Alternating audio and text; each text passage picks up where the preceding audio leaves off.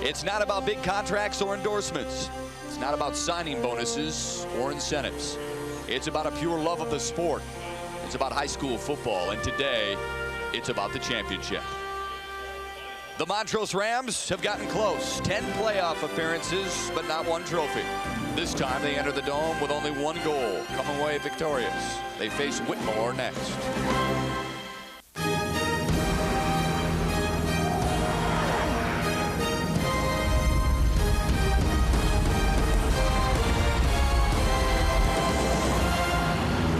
Two more champions have been crowned on this last Saturday in November. Two exciting games with Fulton and Catholic Central boasting titles here at the Pontiac Silverdome. Tonight, the Class Double C crown up for grabs between Whittemore Prescott and the Rams of Montrose.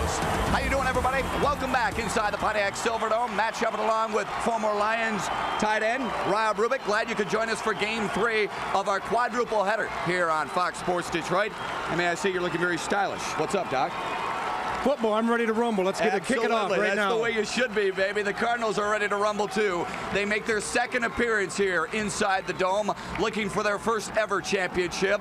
They have done a solid job, especially on the defensive side of the ball. One of the stingiest defenses in the tournament, just 5.5 points per game. They have had 6 shutouts during the regular season. It's unprecedented for their high school, and what a job they brought in here with their stellar defense. The first time they were here is due to the great running back Tom Tyson and their offense. This time, the defense has gotten them to the Dome. They are 11-1. Their only loss to Class C champion Unionville-Sebewaing. Meanwhile, Montrose is here for the first time in their school's history, and Coach Dennis Reinhardt feels like he's got the horses to get the job done. Skill, speed, strength, and size. He feels this is their year, and he doesn't want to waste the opportunity. We just got to stay focused on the game, not get caught up in the aura of being there. We got to make sure we're going down there to win, not just to be there. You know, because sometimes you get caught up in just being there is the goal, but the goal is to get there, but win it too, because nobody remembers who finishes second. The reason they are 11-1 is because of a strong ground attack. Well, you look right here, Kerry House and Anthony Vigil, 2,000-yard rushers. If you stop one, the other one's going to get you. So as a defensive coordinator, you got to be careful. They are 11-1 as well. Their only loss, nothing to sneeze about, eventual Class B champion Chesaning. The third member of our broadcast crew today, Greg Russell, down on the sidelines. Greg? Thanks a lot, Matt, here with Hall of Fame coach Joe D'Angelo. Now, Joe, we've got Whittemore Prescott taking on Montrose. These two teams did not face each other during the regular season. In fact, they've never faced each other. You as a coach, how do you prepare your team to go up against someone they've never seen? Well, throughout the year, you face many different offenses and defenses. Hopefully, one of those that you faced are similar to the team that you're going to be playing with today. Now, for Whittemore Prescott, the only offenses they faced all season long have been the V-wing teams, or I should say the T-wing teams. I know I was going to get one of those letters wrong. The T-wing offense. As far as the other team goes here, the only thing they do is the V option. How do you go up against something like that? Yeah, and there's a big difference. Playing the wing T is really more deception. With the veer option, it's assignment football. You have to assign someone to the dive, someone to the quarterback, and someone to the pitch. So it's completely different. And if they haven't seen it all year, it may take them a good part of the game to adjust. All right, we'll see how it goes. Let's go back up now to Matt Shepard. Guys, thank you very much. We look forward to your insight throughout the broadcast. Should be a good one. Two solid defenses and offenses. We've got your opening kickoff when we come back on Fox Sports Detroit.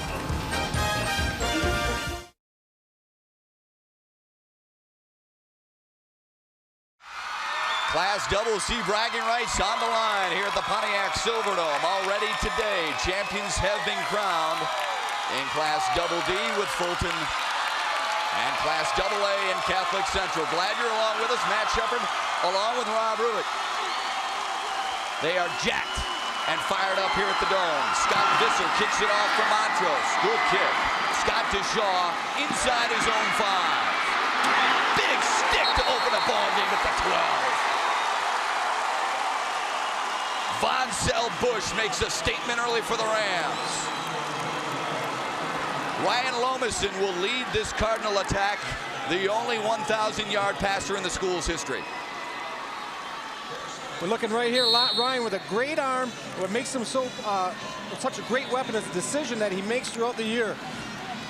Very smart quarterback. 48 of 103 on the season for 1,002 yards, 14 picks or 14 touchdowns, Just 5 picks on the season. Opening drive of the ball game, and a clinch on the left side.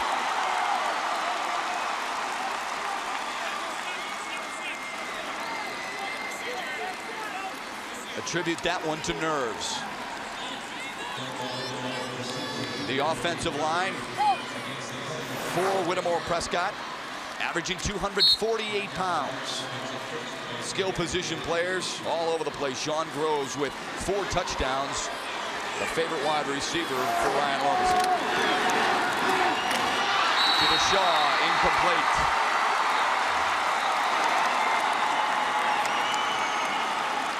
Rams are coming out sticking, Rob Rubik. We've seen some great intensity in the part of the Montrose Rams coming out, flying around, hitting the football, and that's what we knew they did all season long.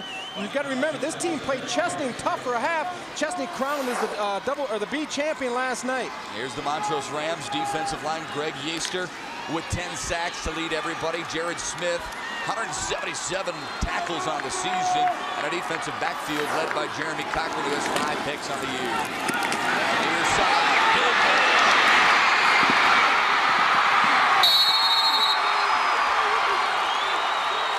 Visser dragged out of bounds, close to a first down. Tim Hepker on the tackle and a pickup of 13.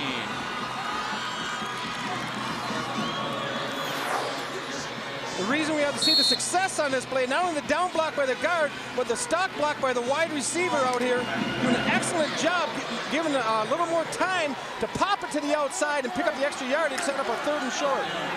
3rd down and 2, ball resting on the 22-yard line. Opening drive of the ball game for Whittemore Prescott. Inside handoff to Sean Jasmine. And I believe he got that first down. Nice job on the call, Matt. I got caught looking in the backfield that time. I have to remind myself, when you watch Whittemore, you better watch the guards, because they're going to be pulling and they're going to take you to the ball. That time I got caught looking in the backfield. If it wasn't for you telling me where it was, I thought it was doing the keep on the outside.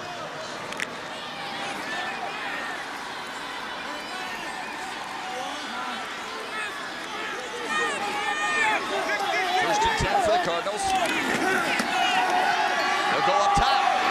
Double team to Shaw, the intended receiver. Good coverage.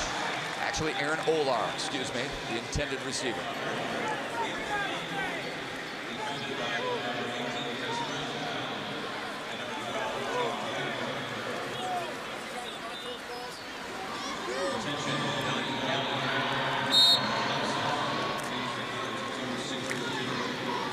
Jared Smith, who anchors the middle for the Rams defense. A physical player, and that's what you want inside. Someone who makes his presence felt on every single play. League selection. Put it up. Outside. Complete. Close to another first down. Sean Groves takes in the Lomas and pass. Cardinals moving the ball well. Montrose is going to see something that they haven't seen in their conference that much. There's 3 or 4 teams in their conference that run the veer. They're going to see a team that's a little bit more balanced, running the I option along with throwing the ball. Lomason showing nice composure, just throwing a little bit of an out, hitting Groves and turns it up for a nice game, making a 3rd and short. Pickup of 9, 3rd and 1, ball resting on the 34-yard line.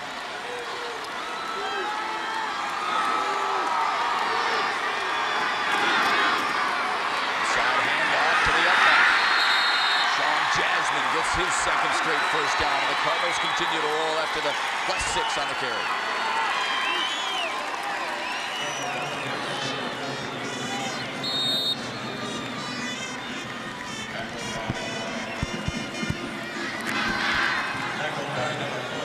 Sean Jasmine averaging better over, or well over 5 yards per carry. And he's doing it again today in the championship game. Lomason, I don't know if that's a broken play or not, but it sure looked like it. Looked like the fullback that time. Jasmine wanted the ball. Lomason pulled it out, and much to his dismay, there was nowhere to go. All the Montrose defense, led by Craig Parks, was in on him here. Look, it looks like Jasmine wants it, and there's nowhere Lomason. That's definitely a broken play. Parks and Yeaster on the pressure to force him out of bounds. It'll bring up 2nd down and 15 after the loss of 5.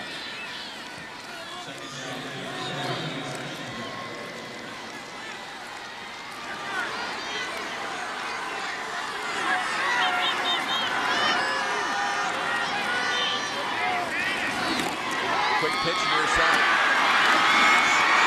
Got the pull down. Got some speed. And forced out of bounds at the 25-yard line by Jeremy Cochran.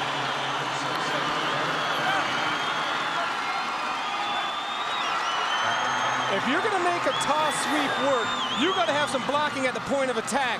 Right here, they get a nice hook block, but let's take a look at Groves, number 5, right there, rolling over Chris Brown, enabling Olar to get to the sideline, and that's what makes the play go, the key block at the point of attack. Give him 40 on the carry. It's 1st and 10 on the 25-yard line. Count him. Groves. Dropped for a loss. Yaster is there again. A lot of pressure from the left defensive end.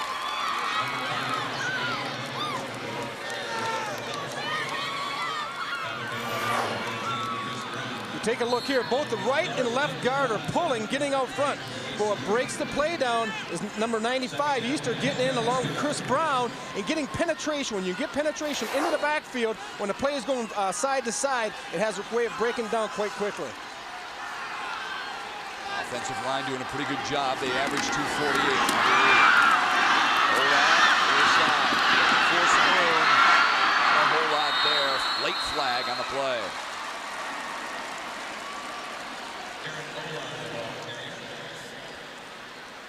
Olar, the leading ground gainer of this Cardinals ball club, and he has found the end zone more than anybody else with 17 scores. Talking things over with Jared Smith, the defensive captain of the Rams. 70. Okay. Flipping. 77 offense. Still 2nd down. Second time Dave Tunney has been flagged today.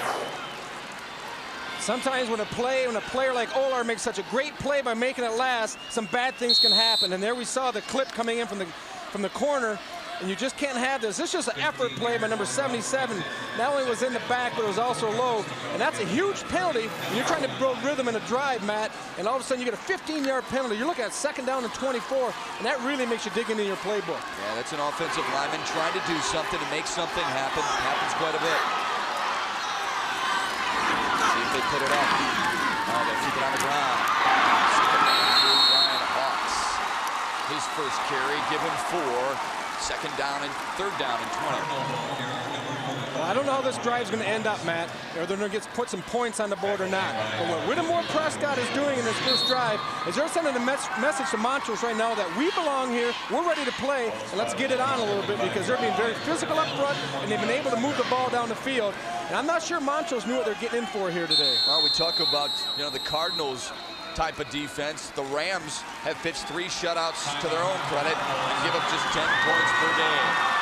They will look at a 3rd down and 20 when we come back on Fox Sports Detroit right after this.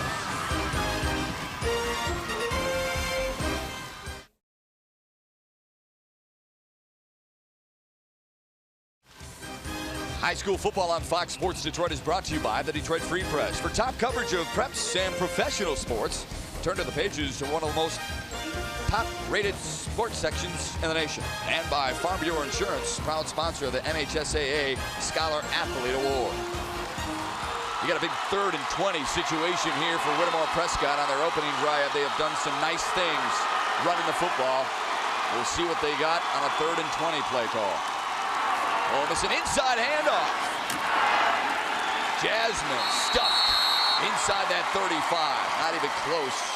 A pickup of 3. A little surprised they ran the ball there, Rob. Well, you come out in a trips formation, and a lot of times, even though you're in a passing formation, as we see the 3 wide receivers set out to the one side and the motion by Groves, what you're doing is trying to spread the defense and open up a lane where you run fullback trap inside, but there was nothing there. A good job by the linebacker staying home, Jared Smith, not falling and not trying to widen out and try to do too much, just doing his own job. It will be interesting to see if the Cardinals can throw on this Rams defense that gives it just 71 yards per game through the air.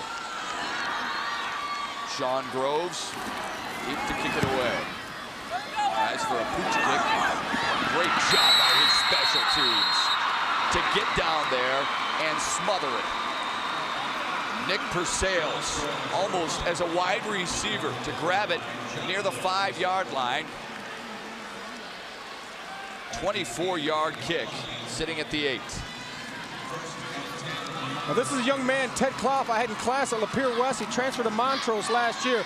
Teddy is very composed, he's very smart. He's going to make good decisions with the football, which you need to do in the Veer offense. Has thrown 2 more touchdowns than interceptions, and is a second-team All-League in the Genesee Grade 8.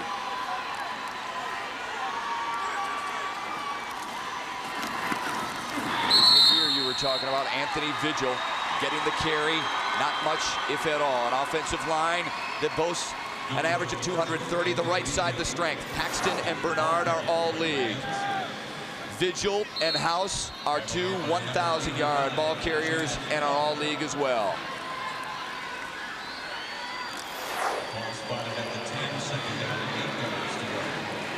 Two wideouts to the short side on a 2nd down and 8. Down the line, Bob kept it. I think that ball got loose.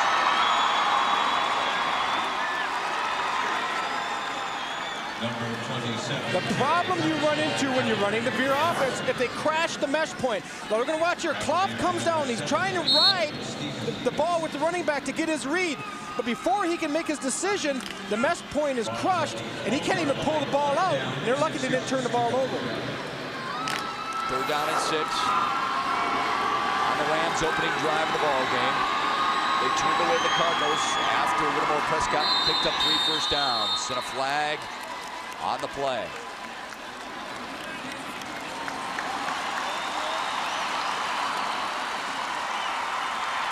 Offside. On a defense. Encroachment against the Cardinals. Their 3rd penalty. A defensive line that averages just 186 pounds, but is quick. Sean Groves anchors the linebacker core. And a defensive backfield led by Scott DeShaw, who has 4 interceptions. That's a team high. That helped him out. The Rams now looking at a 3rd and 1. Keeps it and gets that first down.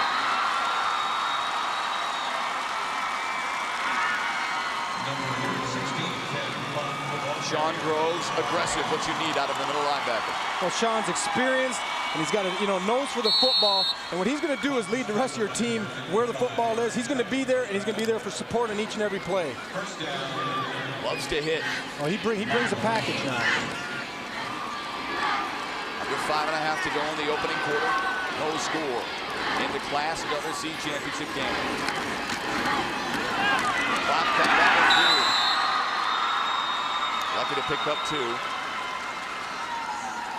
Groves in on the tackle. L-Twin 13 years. Dennis Reinhardt, who is a 3-time national powerlifting champion himself. His club was the strongest in the nation, or some of the guys anyway. They won the powerlifting national title in July.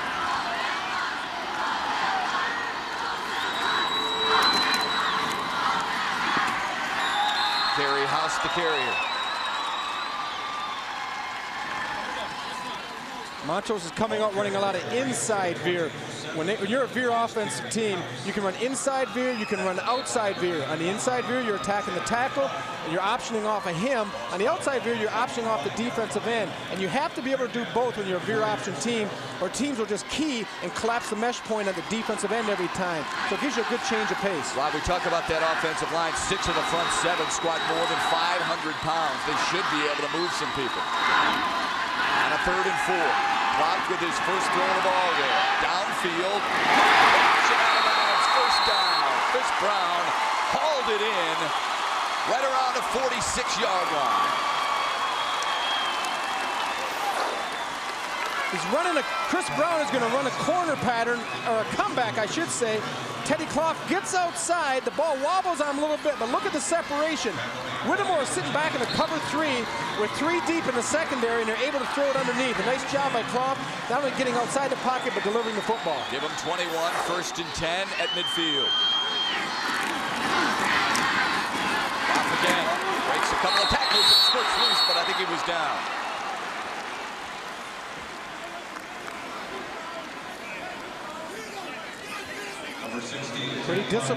Pretty disciplined so far by Whittemore Prescott. When you're playing a Veer team and you're not used to it, you better be disciplined or you're going to be watching the ball being run about 40 yards down the field and you not even know it's there. You have to tackle fullback, you have to tackle quarterback, and you have to tackle pitchback, or at least have them each be accounted on every single play. Kyle Tobin in his 14th year as the Cardinals head coach. He's won twice as many games as he's lost there. Carey House getting the carry there. Keeps those legs churning. He's another guy who squats more than 500, but Chad Clark pushed him back. The bread and butter play of the Veer offense is the fullback trap, and we're seeing it right here. The pulling guard, number 72, Bo Paxson, but a nice job inside by Whittemore, squeezing it down, not letting the defensive tackle be kicked out. If you can stop the fullback track, you see a lot of headaches for the offense.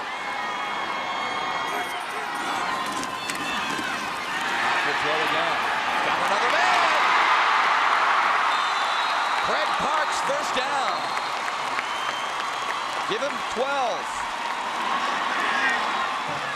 Now when you're running veer, belly inside, then you come down the line and you do the ride with the running back, and then when you pull back, you see Klopp come down the line, he fakes the veer, then he pulls back. That is tough to defend for your secondary because they get caught looking in the backfield. If you have success with the running part of the veer, this is really a good job by Whittemore. I've seen this play go for 50 yards. They did a good job not letting anyone get behind them. Klopp throws a pretty nice ball. Carries it well, too. He's gone.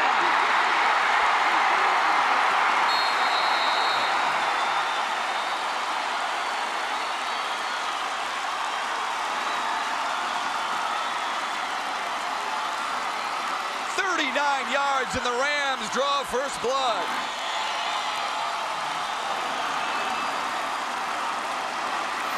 Another play off the veer is the keep. You ride the first back and you get right on his hip. And then we see Klopp, he just gets right behind. I think that was Vigil that time, and there's no one there. They're looking, everyone's stringing out, thinking once he pulls it, he's going to continue down the line. What Ted does that time, Klopp, is he just gets on the back's hip and he follows him for pay dirt.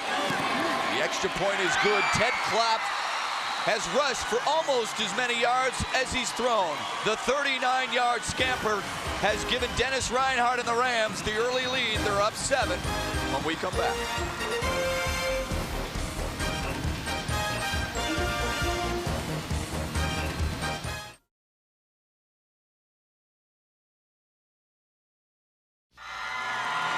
The Rams are up early 7-0, so she gets a B in spelling, but she's got the right attitude. Great play for the Rams to break through.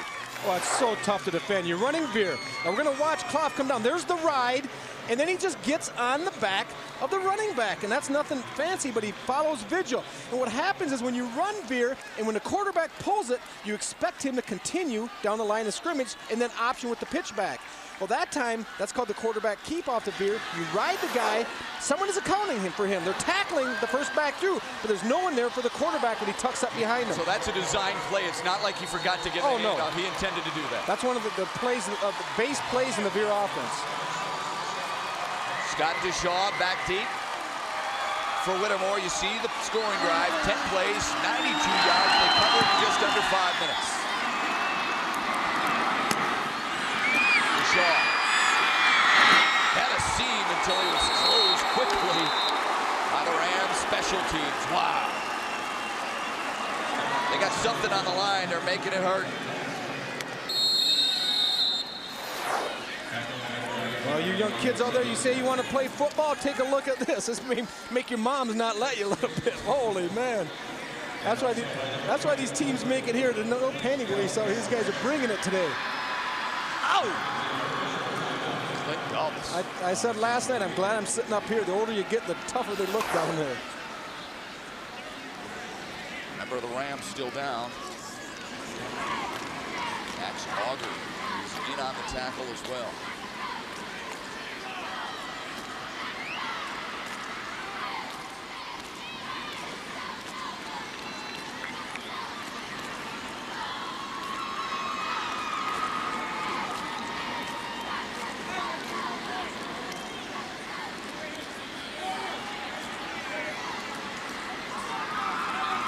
They're hoping that he just had the wind knocked out of him. They're grabbing the waistband and pulling up, and a lot of times that's what it means when they do that. Well, the only thing is, I saw the young man, I believe is that Max Auger we're talking about? No one touched him. He was running down, and it looked like he was trying to cut, and when he planted, he just fell down.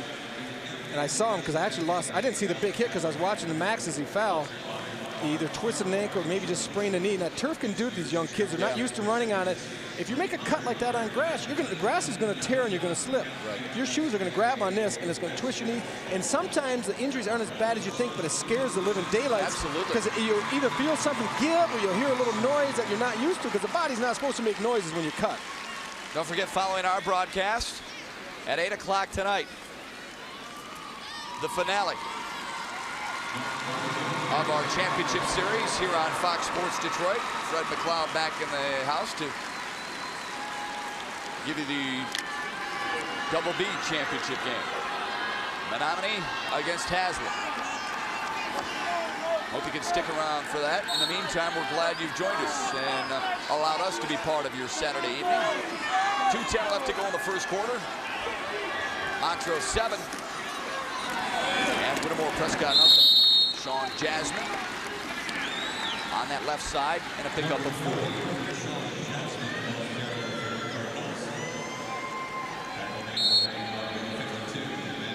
Jasmine with 745 yards on the season and averages better than 5.5 yards per carry.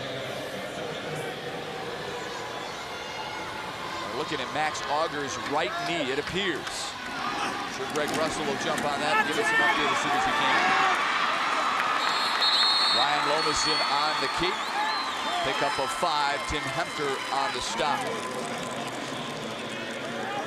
Whittemore being different than Montrose, they run I option. It looks like he's riding it, but that fake is predetermined. They do not run the true triple option. And the true triple option, he's going to make a read there on his fake. But that is predetermined by the coach Tobin on the sidelines, and that was predetermined. He took it, he got outside, and the play before he did a nice job of carrying on his fakes. I'm sure we're going to see that throughout the game. 3rd and 1 for the Cardinals. Inside, handoff and touchdown, Jasmine.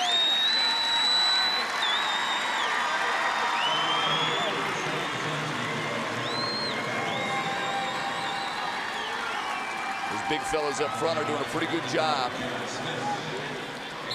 They have a 35-pound weight advantage against that Montrose defensive line. And you made a comment earlier about the strength of the 500-pound squatters. And I'm so glad to see high school coach Reinhardt. For most high school coaches, it's bench, bench, bench, bench. Yeah. If you want to teach your kid weightlifting, how it's going to help him perform in football, work his legs.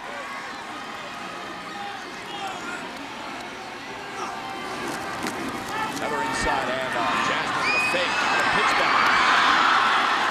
And Olar is stopped for a loss of 4.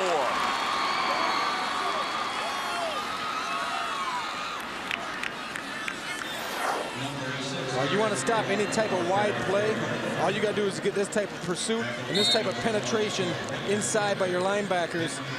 Great job by Jared Smith. Also with Wes Fisk was in there. You get penetration, it's going to break any type of play down, whether it's inside or outside. 13 of the 14 plays for the Cardinals have been rushing. They're not used to this situation, though. They have never been scored on and never trailed after 1 quarter of play. That is the case today. The Rams lead at 7-0. The start of the second quarter when we come back on Fox Sports Detroit.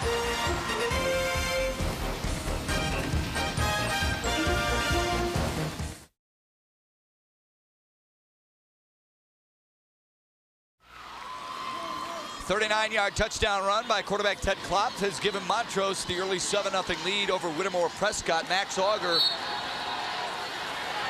the linebacker for Montrose, a dislocated right knee. They popped it back in. He's a football player.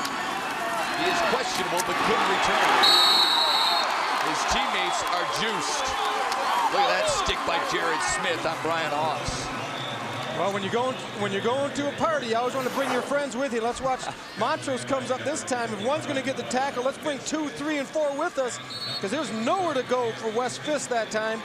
Look at 1, 2, 3, 4 black shirts. That makes the coach extremely happy when he sees that type of gang tackle. Wes Fisk, Jared Smith, And Tim Hemker making that contact on the defensive side of the ball. Look at all those scraps on his helmet.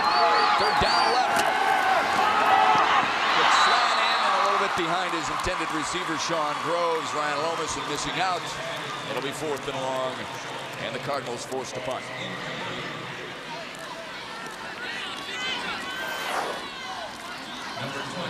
Lomason looks to the right, just looks him off a little bit, comes back. The ball is a little bit behind Groves, but it's still a catchable ball. And I think if Sean knew he had another chance that he'd make it next time. But Lomason's got to be, take charge in there. He's the trigger, he's the quarterback. And if they're going to go today, he's got to play well. And his footwork appeared to be pretty good on that play. He set up nicely, just delivered it a little bit behind his intended receiver. So now 4th and long, punting situation, and a flag on the play already. It is away. Outside, looking for some room, reverses his field. Great block. But not enough speed to get to the end and turn the corner.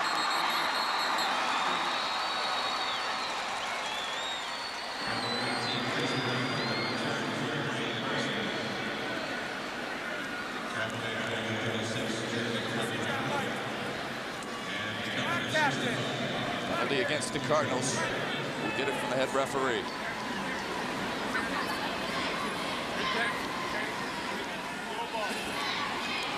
Big procedure, offensive team. 4th down. Jared Smith with the word from Montrose saying, let's do it all over again. Well, it's good coverage by Whittemore Prescott. Number 2, Groves did a great job of containing. They wanted to get outside on a right return, but he would not. He was being double-teamed. He made it turn back and let the pursuit get him. But anytime you can make him re-kick it, there's a lot of bad things can happen on a punt, especially in high school, when you got to get a snap and a kickoff, no blocks, and plus cover at the same time. So the punt's a real risky play at the high school level. You see the Rams helping out Max Auger, trying to get him in a more comfortable position on the sidelines.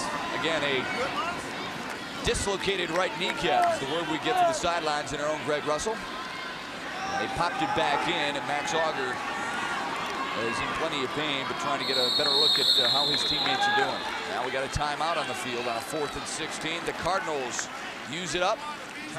They trail 7-0 to the Montrose Rams. 11 minutes even left to go in this first half of play. We're back with more right after this.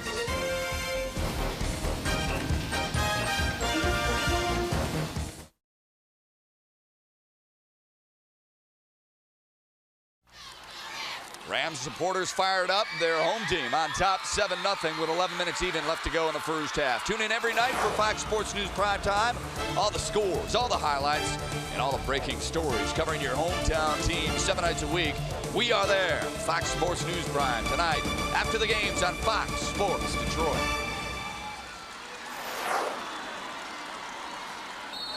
Sean Groves getting shin splints, just standing back there around that 17-yard line, waiting to kick it away. Jeremy Cochran and Chris Brown back deep to receive it. No pressure at all. Line drive kick. And it takes a Ram bounce. And another flag. I think it's fair to say that overall, this high school tournament has been very well played, discipline-wise. This is the most flags we've seen in an entire game, let alone the first half. Okay, now, so it'll be first. If they take the penalty, they will move it 10 yards. Still be first down. Okay. All right, we got holding on Black over here. We'll move the ball from at the end of the spot where it was, move it 10 yards, and it'll be first down, Black. Okay? Holding. I need Black. On a Black. Montrose. First down. Ref's got to catch that ball when it comes to him, huh? Our first quarter statistics, pretty even, except in the passing yards.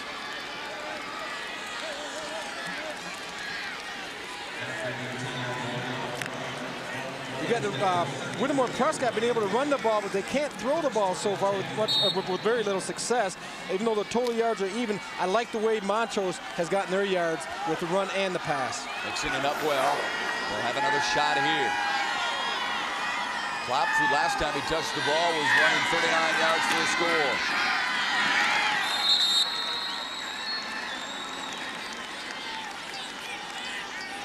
We see him come out that time, and that's the same play that they scored on the last time they had the ball, and that's the quarterback keep off the veer. Clough doing a nice job just coming out and tucking it inside. Whittemore now has seen most of the plays that you run with the veer.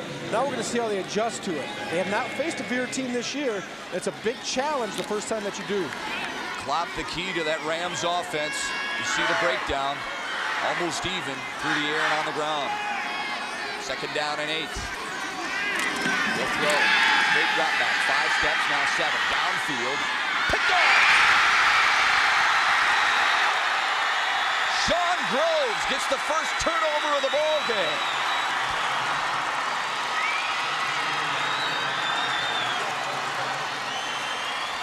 Montrose a plus 19 in the turnover margin on the season. It is Clough's 5th interception this year. Well, protection was good. Clough sits back in the pocket. He got happy feet a little bit. He delivers the ball. He thinks it's open, but there's Groves steps right in front of the intended receiver.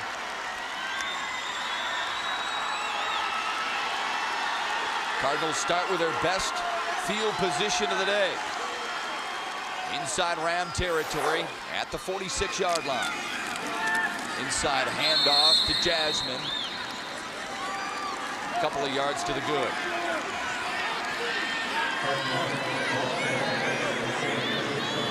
That's what Whittemore is looking for. Right now they're struggling a little bit. Montrose had the momentum. They're moving the football. They scored the last time they had it on a nice drive. Whittemore came out and got the turnover after they were stuffed in offense. And they need a little shot in the arm, and they got it from Sean Groves. Groves, who made the interception and has scored 4 touchdowns on the receiving end. And they're on that offense. Olmison weaving his way. Give him 2. Well, you call it weaving, I call it ducking. When you look at Lomison here, he looks like he's trying to duck out of 7th hour class here. Look at every time he comes around. First guy, I'm going to duck a little bit here. I see you here, I'm going to duck there. I'm going down. That's smart. I like that. Charlie Batch learned how to do that a little bit. He wouldn't get hit so many times when he scrambled. Avoid the big hit. Charlie Batch was here earlier for the Class AA matchup. CC and Rockford, you saw it here on Fox Sports Detroit moments ago. The Shamrocks winning their 2nd straight Big A title. Groves with the carry, pushing his way toward the 35.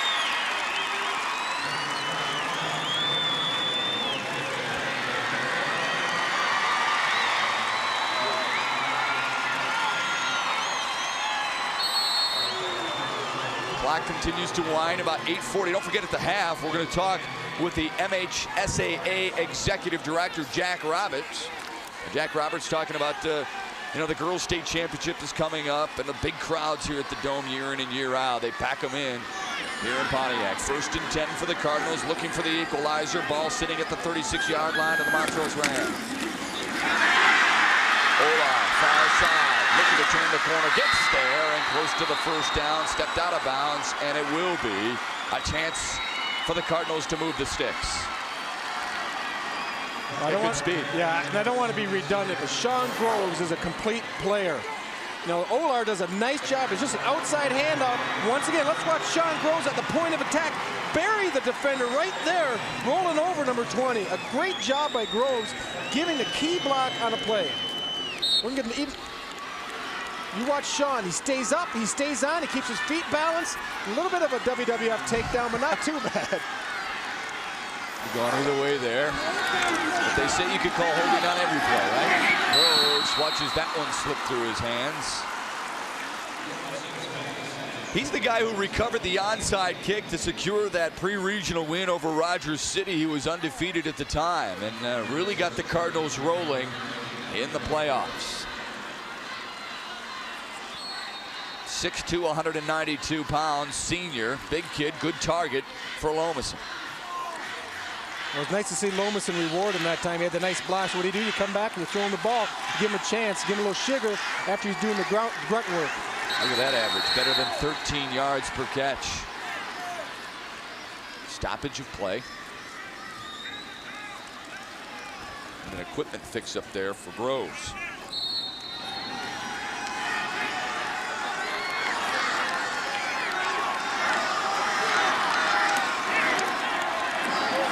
Lomison wants it. Oh, he's got Groves. defensive play by Jeremy Cochran to knock it away.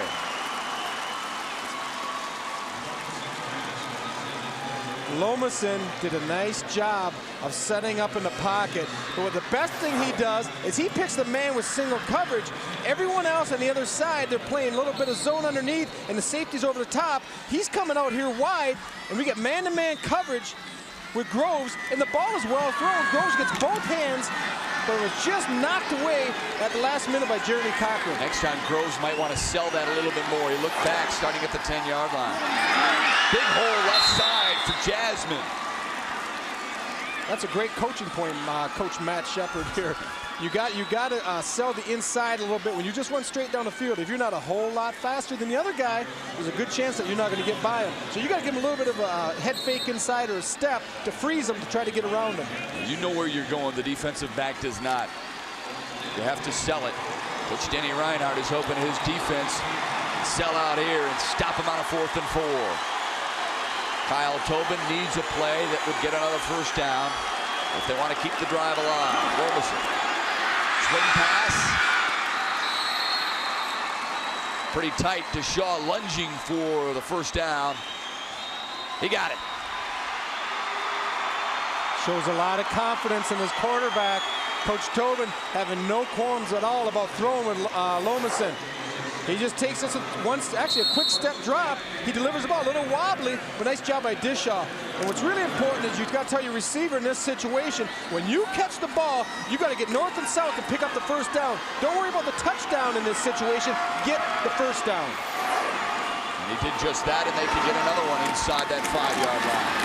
Jasmine lunges past the 10.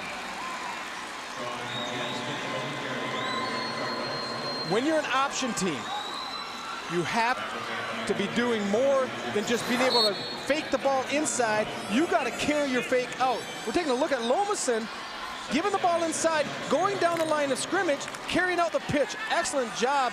Good job by the camera crew downstairs picking that up. And that's what you got to have in every single play. And a coach, you got to beat it into your quarterback head. Lomason this time pitches back. Ola's got the corner and close to another first down. Tim Hemker made a touchdown-saving tackle there. Ola would make many coaches proud on that last running play. He set up the would-be tackler so well, he takes them vertical, Matt. And this is what you want your back. Once you get outside, we want to see you turn the ball up the field to freeze him. He gets the pitch, he turns it north and south to freeze him, and that enables him to get outside of Cochran. Yeah, that's a great pitch, by the way, by Lomason. He sniffed out that first down yard marker. It'll be 1st and goal, ball resting on the 3-yard line. Brian Hawks is checked into the backfield. He's got it. Lunges toward the goal line, second effort. They give it to him.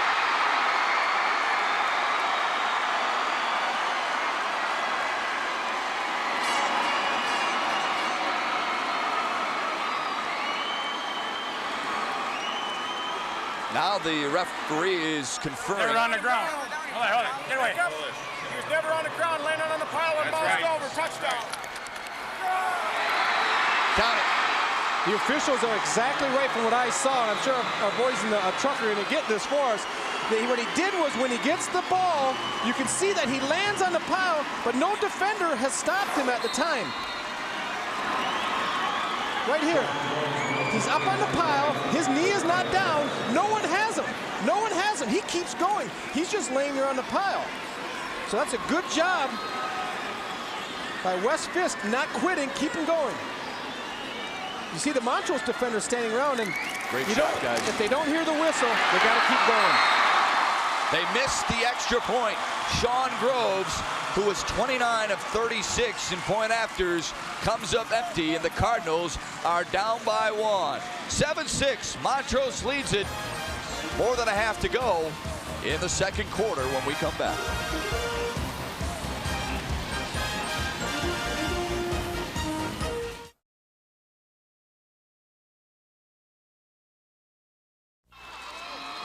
It was a good snap by Scott Dishaw. It was a good hold by Kirk Cavanaugh, but Sean Groves misses just his 8th point after on the year, and the Cardinals now on the downside of a 7-6 decision right now with 6:11 to go in the first half. I'm going to have to send a quick apology to the parents of Brian Hawks. I called Wes Fisk, number 45 for Montrose on the score, but that's actually Brian Hawks, number 45 for Whittemore Prescott. But a great job once again by the interior of the Whittemore line of giving the opportunity to lunge in there, and they kept fighting, and a nice job of not quitting by Hawks. 10 plays, 46 yards, almost 4 minutes, culminating in Hawks' 2-yard touchdown plunge. Had a TD, had the game-winning TD in the win over Rogers City in the pre-regionals with a little more than a minute to go, and now feels good after getting his team within 1.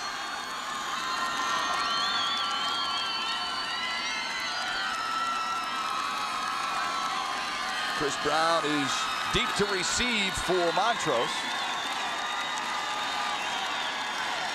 Rose set to kick it off. Little squiver, taken by an up back at the 25. Good stiff one. Way to ride him home. Carry House.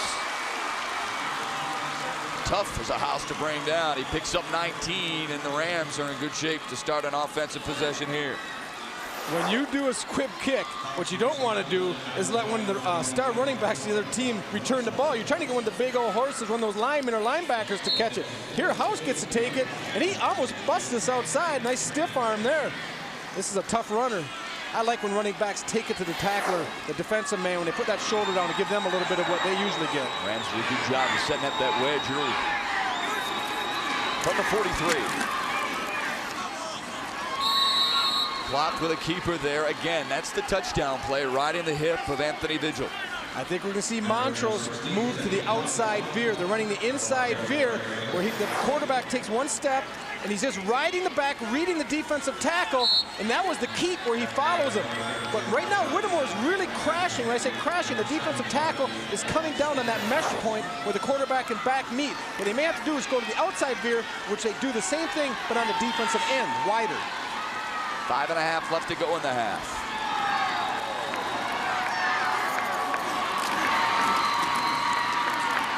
Vigil. Almost stuffed. Now, he didn't ride the back there. What do you mean by that? That was what I was talking about. That was outside veer.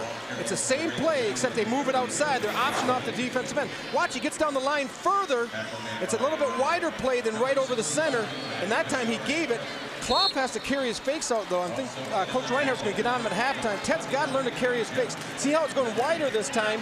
He gives it, but Ted's got to come down the line, Ted Klopp, and carry his fakes out. You see what gets hit a little bit by Sean Groves, and all's fair in love and beer. The throw from it. Set up the screen. House. Close to the first down into Whittemore Prescott territory. Matt Pastorik with the tackle there. This will be an interesting call, Rob. It's 4th and about 1.5. The object when you run a screen, let them come in, lure them to the table, bring them in. Ted Klopp does a nice job bringing them in. House gets the ball, turns up the field. He makes the first defender miss. He can't quite elude the second one, but a good job getting the opportunity to pick it up on 4th and short. Klopp did a good job selling that screen. Now it's 4th and 1. They will go for it. Vigil got it.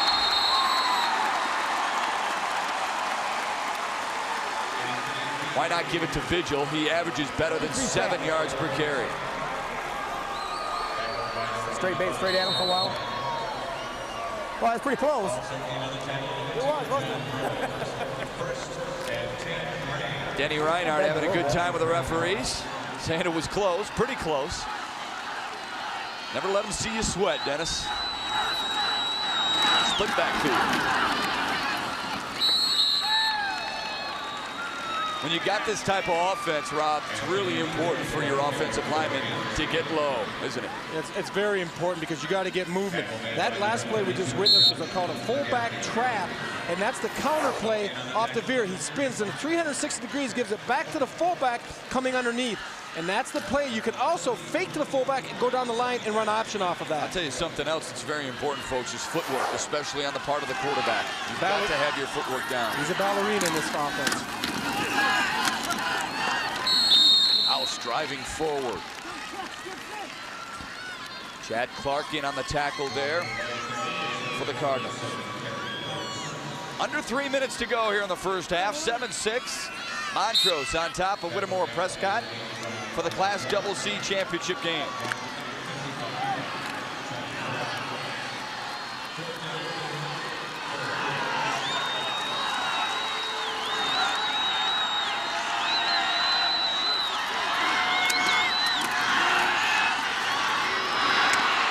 Got the first down and more. Fumble. Cardinals the other way to midfield. John Groves took it right away from Greg Yeager. Again, Rob, muscling from extra yardage, even though he got the first down.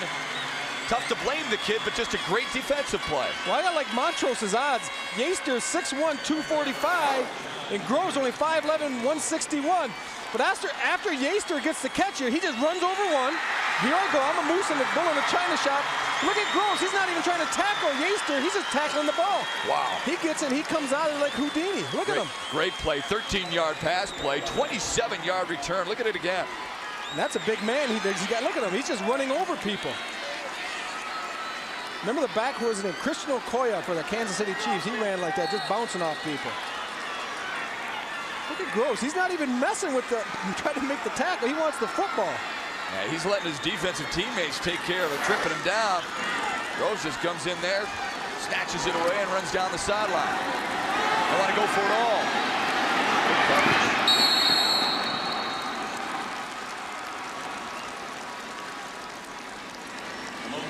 It's Groves with maybe the biggest play right now for the Cardinals.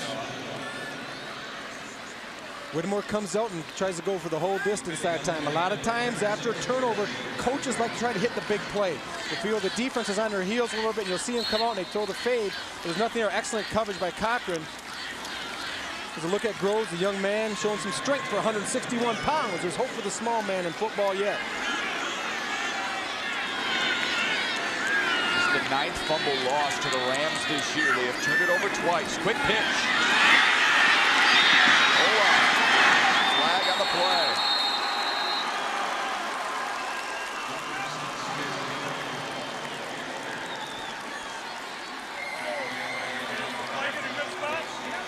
Black captain.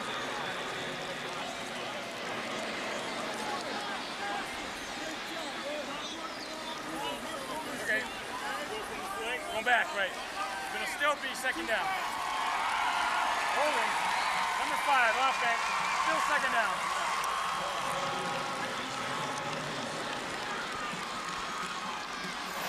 Now Sean Groves gets caught. He's done a nice job so far today of getting out front. And I actually thought the last time when he had the takedown was actually more of a hold. This time he's just kind of fighting the defender off. And sometimes we saw Coach Reinhardt politicking down there. He's working that side judge, line judge a little bit there, trying to get this holding call. Well, it worked. If there was a grab of a jersey, it wasn't a whole lot. Pressure from the backside. He gets it away and incomplete. Lovison able to air it out. Good job again by Jeremy Cochran. They continue to test number 36 in black. He is their team leader in interceptions and has done a nice job taking the wideouts. A lot of young receivers have a problem that we just saw Olar. He's got to keep running. You see him, he kind of starts slowing down as his eyes pick up the ball. If he keeps running, that ball's going to get him right in stride, Matt. What happened is when the ball's in the air, the feet stop sometimes. Now 3rd and 16. We talked about the lights, we talked about the humidity and the carpet, but a lot of kids will lose the ball in those tough Silverdome lights. Jasmine the carry there. You know that, Rob. You've caught a number of passes in the dome here. Tim Brown told us earlier in the season that one of the most difficult places to play is the Silverdome because of the lights in the corner. Yeah, I had a problem, as I was saying in our broadcast yesterday, the first few games, I really struggled with it. I actually started wearing a little bit of eye black, and you'll see some people come in here, we'll wear eye black to help attract the light. But for a young kid like this coming in here can be a lot of problems. And maybe he did lose it, but he also, a lot of times you see these young kids are coming in, they stop in their route, and they got to run it through and keep running underneath the ball. Cochran and Brown are deep at the 10-yard line. Groves set to kick it away. Takes his time, good kick. High lets his team get under it. Brown. Oh, I thought he was going to signal a fair catch. That's That's what makes special teams players, I should say, a little crazy sometimes. They do stuff that you don't think they're going to do. Pastoric in on the tackle. Again, Jack Roberts, the executive director of the Michigan High School Athletic Association, will stop by our broadcast booth. Of course, we'll have your first half highlights and get some analysis on this first 24 minutes of play from Rob Rubik and Coach Joe D'Angelo. I like how it says expert analysis. They must be talking about Coach D'Angelo on the sidelines. Under a minute to go. You did a nice job, Rob. Don't sell yourself short. Without the tie, but making the fashion statement, there's nothing wrong with the color analyst doing. Well, you know, I wouldn't start bringing up short when you're in the booth with me, Matt. Okay. I call it average. All right? Yeah. Well, Montrose isn't going to sell themselves short here. I think they're just going to be conservative, run the clock. They're going with the 7-6 halftime lead. And they got to be pretty pleased. I think they also realize right now they're in for a war in the second half. Absolutely. We expected a defensive-minded battle here. And that's exactly what we got. Montrose has turned it over a couple of times today. Anthony Vigil on the inside handoff, and that may be your last play of this first half. The difference, a missed extra point. The Rams lead them 7-6. Neither one of these teams have experienced a victory in the final game of the season. They are hoping they can, the Rams are hoping they can hang on for another 24 minutes. The Cardinals are hoping they can jump back on top after regrouping in the locker room.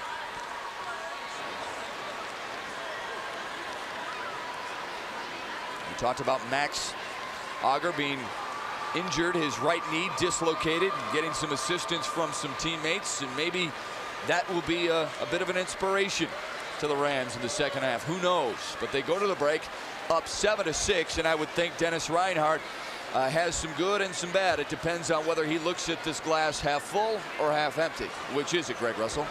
Well, that's what we're going to find out right now, Matt Shepard. We're here with the coach, Dennis Reinhardt. It's been quite a defensive battle going on during the first half.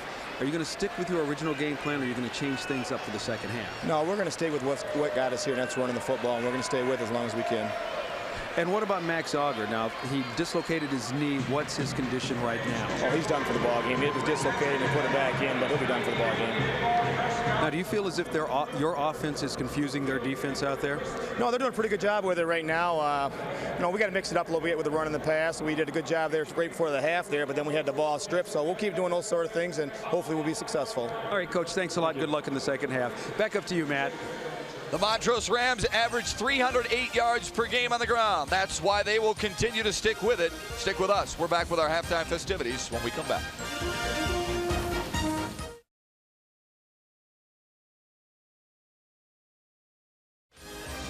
The difference is a Whittemore Prescott missed extra point at the half. The Rams lead the Cardinals 7-6 for bragging rights in the Class CC final. The pace set early by Montrose. Matter of fact, right on the opening kickoff, Rob Rubik.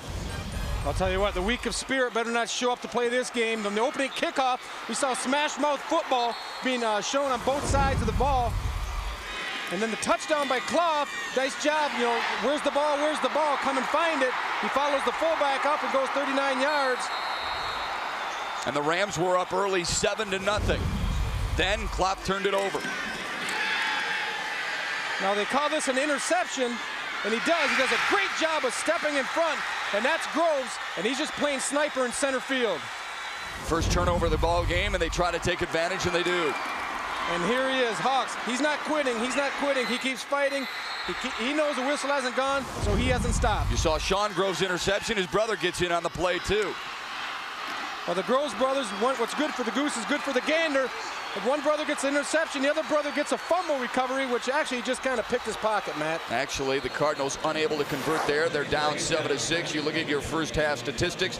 Whittemore Prescott dominating on the ground and a slight edge in time of possession. But of course, the big key, turnovers. Yeah, you look at the 2 turnovers here. That's a key to why Montrose only has 7 points. It's extremely high-powered offense. Also the time of possession, which ultimately comes from the 2 turnovers. But the passing yards for Whittemore Prescott may be somewhat alarming to Coach Tobin, because he realizes if he's going to win this game, sometime he may be forced to put the ball in the air. Montrose gets the kick when we come back on Fox Sports Detroit. If you're hungry, quickly get to the line, get your chow, and then get back into your seat for another 24 minutes of Class Double C championship action.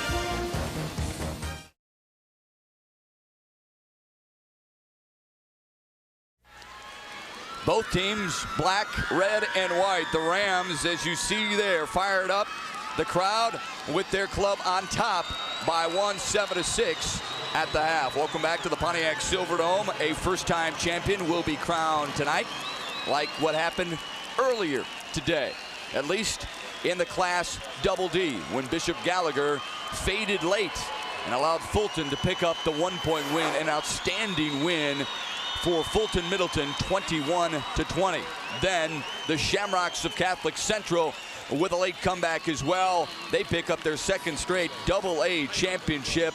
13 pass completions for the Rockford quarterback. That sets a Double-A record, but 2 touchdown passes ties a Double-A record for Dave Lusky of the Shamrocks, who are boasting another championship trophy. On Friday, of course, you saw Chesaning pick up the win along with Traverse Unionville Sebewing, Farmington Hills Harrison, and Fowler. At 8 o'clock, it all wraps up here on Fox Sports Detroit with the Class Double B championship tilt, Menominee and Hazlitt. The Rams on their way out. The Cardinals are there as well. Greg Russell has the Cards head coach. Greg? Thanks a lot, Match. That's right. We're here with Kyle Tobin. Now, Kyle, you find yourself down by 1 point here at the beginning of the half. A game that actually should have been tied except for the missed extra point. What are you going to do now for the second half? Are you going to keep things going the same way that you were in the first, or are you going to switch things up? Well, they got a little different defense in there. We were expecting a 52, and they're playing a 4-3, so we just got done making some adjustments. The first thing I put up on the board tonight was don't get beat on special teams. We missed an extra point, and I told the kids, if we lose this football game because of an extra point, that's tragedy. So we've got to go down and score and take it off the one kid and get the job done. We got to block better this half. Now, seeing as how good defensively both teams are going, is it almost a situation where possibly the next team that scores is going to be the team that wins? That could be. We made a real bad mistake. We had a breakdown on their touchdown. Our middle linebacker screwed up a little bit and went in the wrong spot, and they blocked it, and they went for a touchdown, and we've got that straightened out. So hopefully, to answer your question, I think that there's going to be more scoring. I just don't know by who. I hope it's us. All right. Well, good luck. Thanks, Coach. Okay, thank you. All right, let's go back up to Matt Shepard. Good stuff, Greg Russell. Max Auger, the pads are off, the helmet is off, he's on crutches. Tough way to end a senior season, but at least he can be a cheerleader now. The Rams are up by 1. We're back with the second half kickoff next.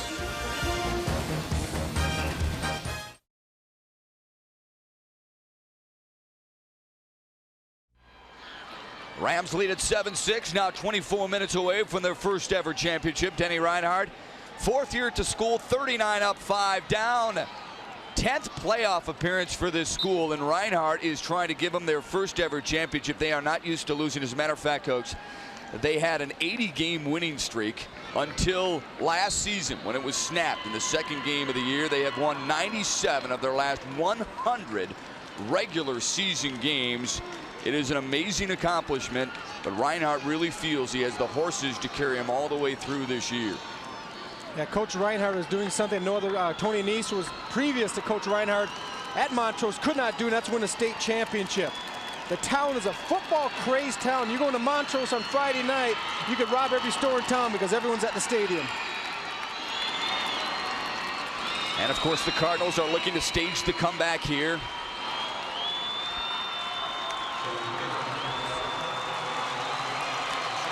Kyle Tobin's ball club down by just 1, and you heard him tell Greg Russell that it would be a shame to lose this because of special teams. You don't pin it on one player in particular, but a missed extra point. We saw it happen in the Bishop Gallagher game earlier today. Really came back and nipped the Lancers. They missed it twice. They anticipate another record here at the Dome. every team that has been here has been supported so very well, and you got to figure just about every person in the city, Rob Rubik pointed out, is here in Pontiac, rooting their team on. And what makes it even better is you're not seeing a whole lot of blowouts. I mean, you're seeing teams that are very evenly matched, are very competitive, and that keeps people at the edge of their seat. Now it's time to stand and cheer as the Rams open up with the ball to start this second half. Kicked out of bounds. And the Rams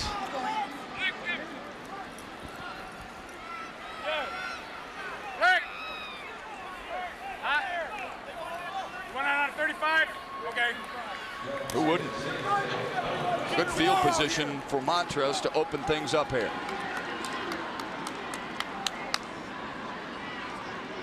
The first half, Montrose has 4 possessions, really only 3, because the last one was they just kind of took a knee and ran out the clock. When you only have 3 possessions in a half, you better make the best of them.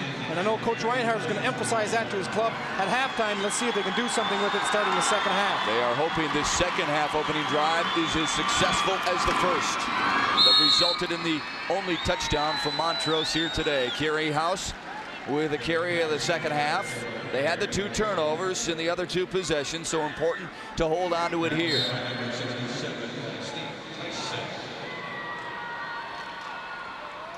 Denny Reinhardt probably doesn't get a whole lot of lit back after being a 3-time national powerlifting champion.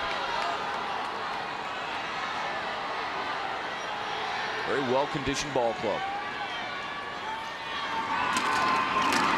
Third and long. Second and long, rather. And they pound it inside again with Anthony Vigil.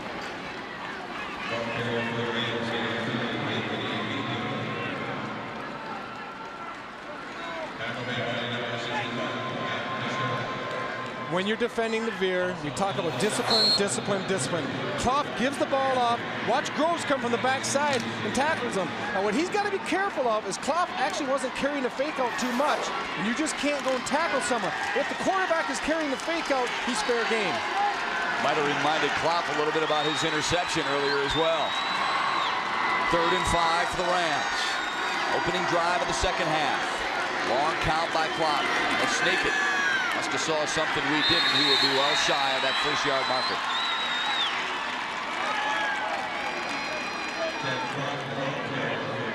A good series for Whittemore coming out, forcing a punt on Montrose's first series. They can't afford to do this. I mean, they only got 3 possessions in the first half. A big feather in the cap for the Whittemore Prescott Cardinals here, forcing an early punt. They're going to get good field position. Clough with 9 more yards on the ground than through the air. Fisher gets it away. Boy, that was close. Wobbly kick. John Groves watches it bounce away. I believe it touched a Ram right around that 24-yard line.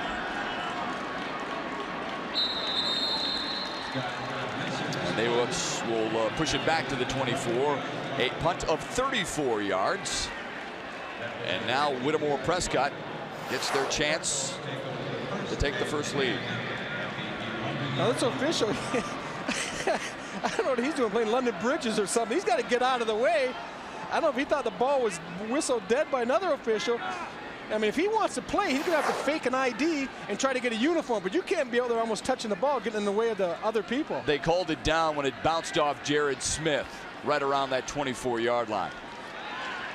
I'm not sure he's positive that it was blown down, but it does. You can see here on the replay, it goes right off Jared Smith's arm.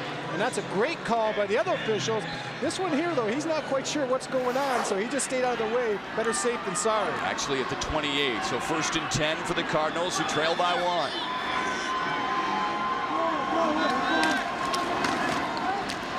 Into the first back through.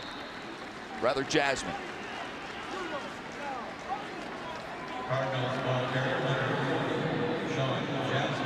We talked about the Rams' ability to run the football with 2 1,000-yard rushers. The Cardinals, no slouch. More than 1,700 between their 2 backs. And they're going to need to get some of that offense here.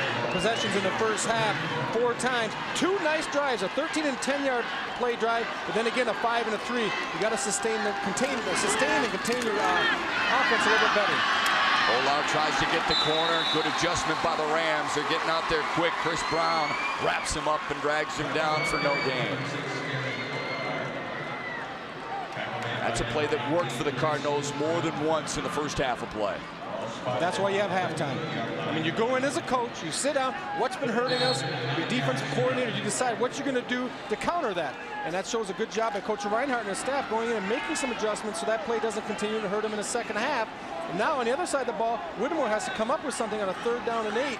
And against a stingy defense like the Rams, that's going to be quite difficult. And you don't want to turnover in this situation, so you have to be careful in your own end. Kyle Tobin's club in 1995 was the state runner-up to St. Martin de Porres. Lost a heartbreaker 14-6. Closed the year at 12 up and 1 down.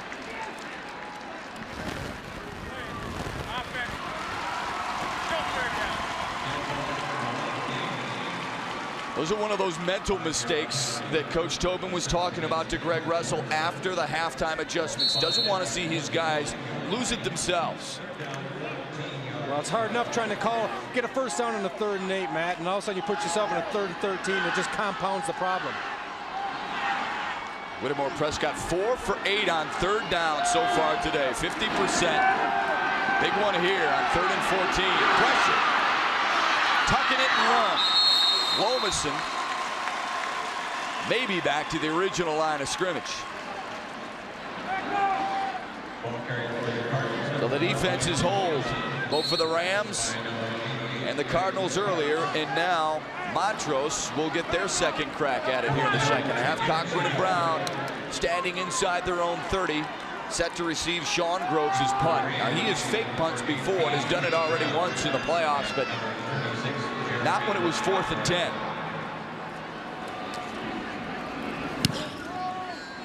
Nice kick. To 26. Cochran looking for some help. Breaks the tackle and then drilled at the 35-yard line by Matt Pistoric. 7-6. Rams lead it. They will look to drive more than 60 yards to increase their lead when we come back.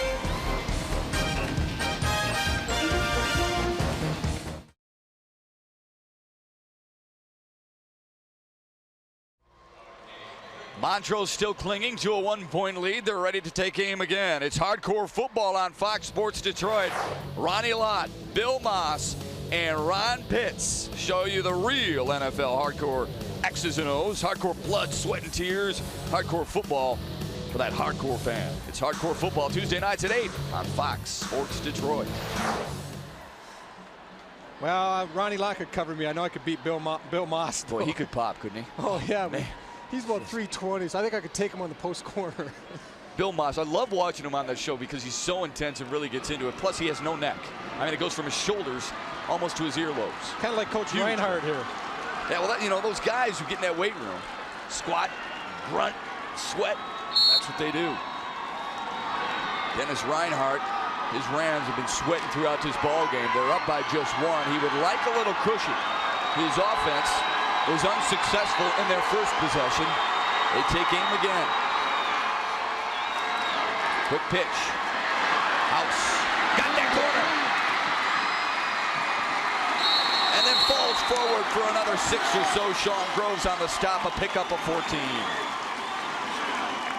When you're attacking a defense with the veer offense, you keep hitting them inside, inside, inside. They get very conscious inside. Now you give a quick toss, you get outside, and you get just a little bit of Groves, enough to enable House to get outside and get in the corner. There's the other Groves finishing the play. Look at House coming right out of his stance. He gets a little bit of depth to get better vision at the corner and see what's there. A nice job by the Groves boys bringing him down. Good job by using that right hand to push him aside. Now the up back, Anthony Vigil. Matt Pistoric again in on the tackle. We have called the 5'10", 171-pound senior defensive tackle's name an awful lot today. And it'll be 2nd down and 8.5. Ball resting just inside the Cardinal territory. A great shot by our camera crew here on Fox Sports Detroit. These folks will be up north next weekend. That's the Girls State Championship basketball games.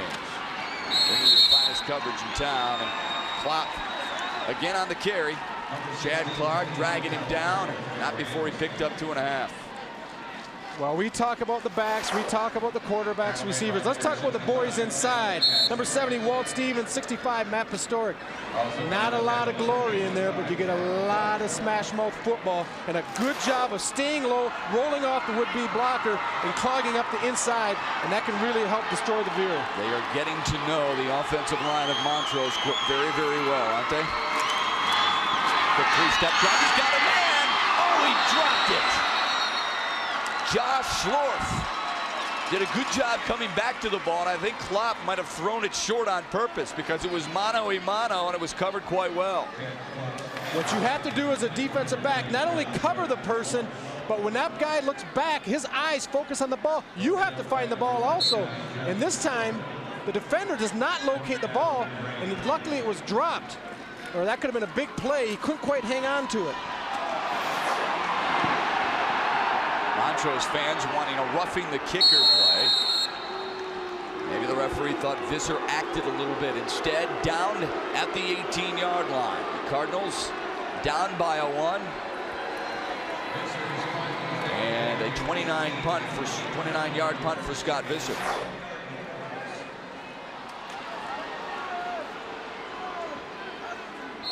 Well, I think that young man, got a legitimate yeah, beef. I think Scott Visser should head out to Hollywood and look for an acting job, though. I'm not sure. You think it's legitimate? I'm not sure, Matt. I think he gets bumped. You're right. There was a little contact, but he also did a pretty good job spinning there. Well, I think he did a good job spinning, but I really think when you go in, both hands locked and hit your punter up around the shoulders, you're doing something intentional. He could have easily avoided that. Ryan Hawks with a carry. He has the lone touchdown for the Cardinals. And he just picked up 5 on that play, 2nd down and 5.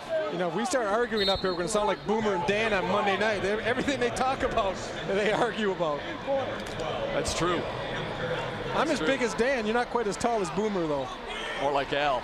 Of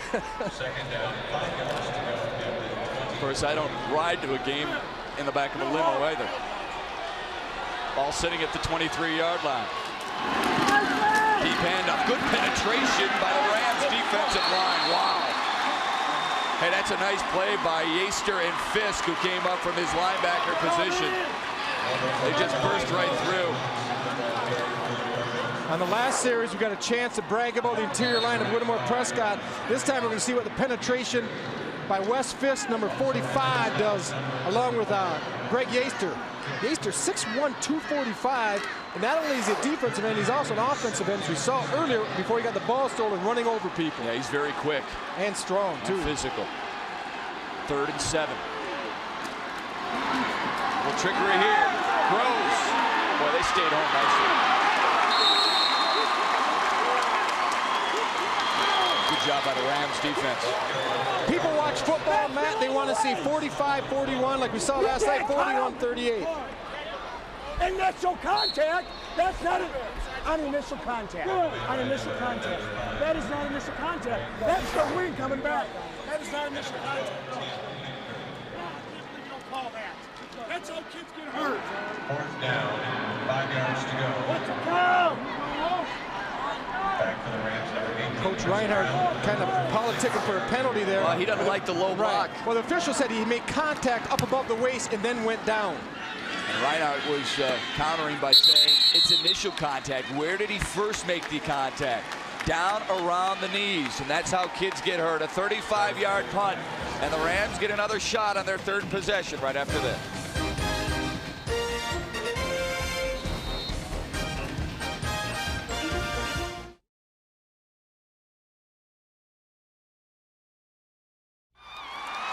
Eight and a half minutes gone by in this 3rd quarter of play. No one able to break on through. Still 7-6 Montrose. Teams need a little pick-me-up, and that's what the fans and cheerleaders are here for. They may be more excited because they're on Fox Sports Detroit than anything else.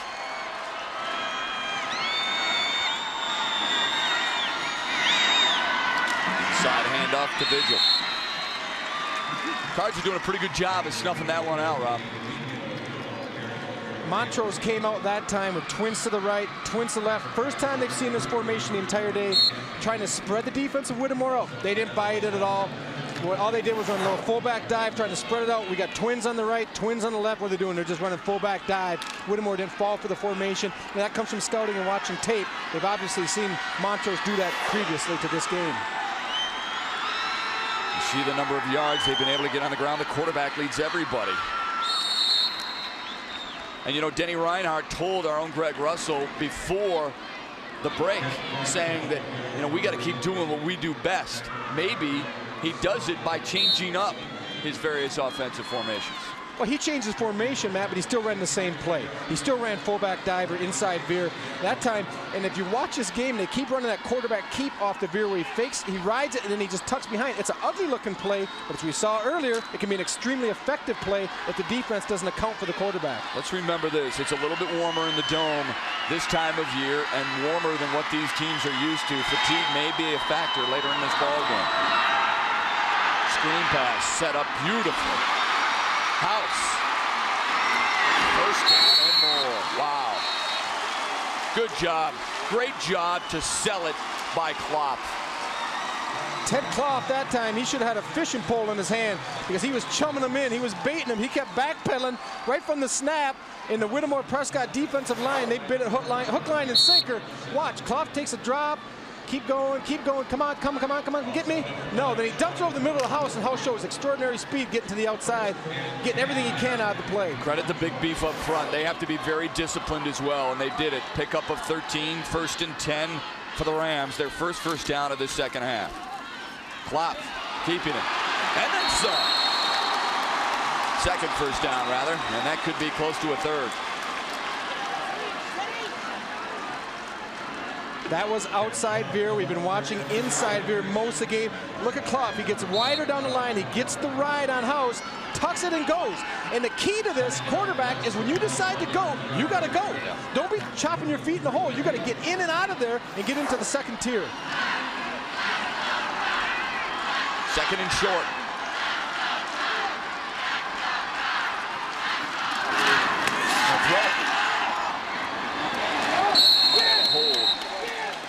Scott DeShaw might have held up the wide receiver, Craig Parks. Second and 1, you really can't go wrong. Whether you put it up, why not go for it all? You know it's 4-down territory anyway.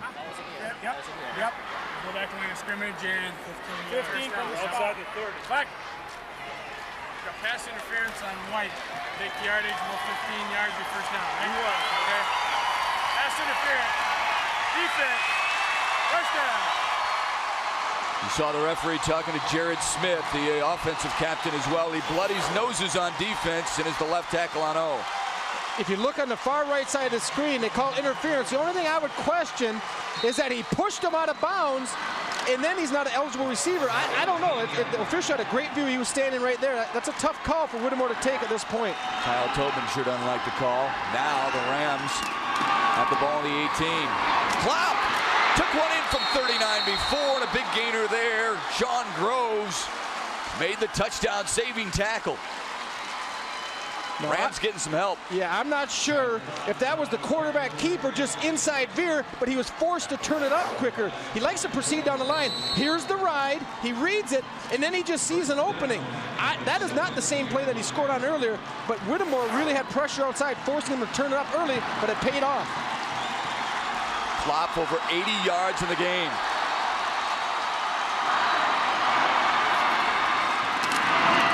That's a design snake.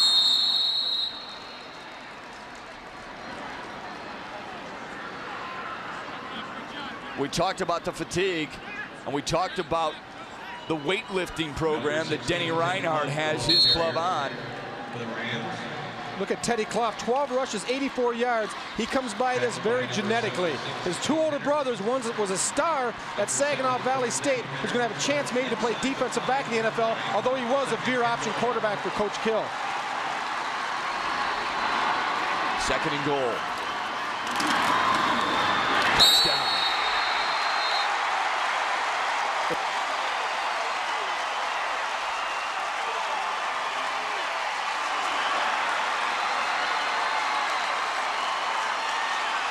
They took it to the house with Careyhouse, the senior, with a 3-yard touchdown run. This is nothing but we've seen all day. Clough, look at his eyes, focusing right on number 70, Walt Stevens. When Walt Stevens comes up the field, he gives the ball. That's his read. He's reading the defensive tackle inside veer. Big extra point here. Good. Rock solid for Scott Visser. Rams trying to make it hurt. They lead at 14-6 with just 18 ticks left to go in this third quarter of play. Visser so very sound, and what a nice weapon it is to have the guy who has missed only 4 extra points all season. Let's look at Clough. He locates Stevens. He's looking right at him. You're coming up the field, and I'm going to give it right here inside the house. And that was like, you know, taking candy from a baby. Yeah, barely touched. And that's about as excited. I'm sorry, that's about as excited as Ted Clough gets right there. He's a real calm, composed young man, and to see Ted clap is a treat. There's the senior quarterback who's got a 39-yard touchdown run and has played solid. 8 plays, 58 yards. Just over 3 minutes of time it took. House from 4 yards out, and Montrose is up by 8. Ted Clough, I was talking earlier about his older brother Jeff that just finished a career at Saginaw Valley. His other brother Bobby is a quarterback at Northwood Institute. So when I say he comes by it through the genetic tree, there's no question about that. He comes from a football family and a veer family, which they all went through the Montrose system, running the veer option. And the best thing that happened to the Clough family was when Jerry Kill came to take over the Saginaw Valley State program and brought the veer option to the state of Michigan. Almost as important as Clough going through one of your courses in school, right? I mean, that was important. That's extremely important. As long as you pass him.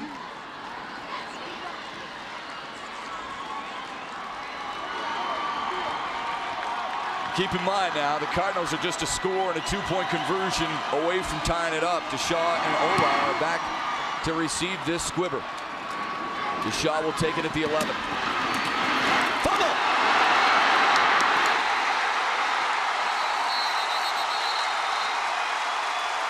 Montrose football. That's a huge turnover.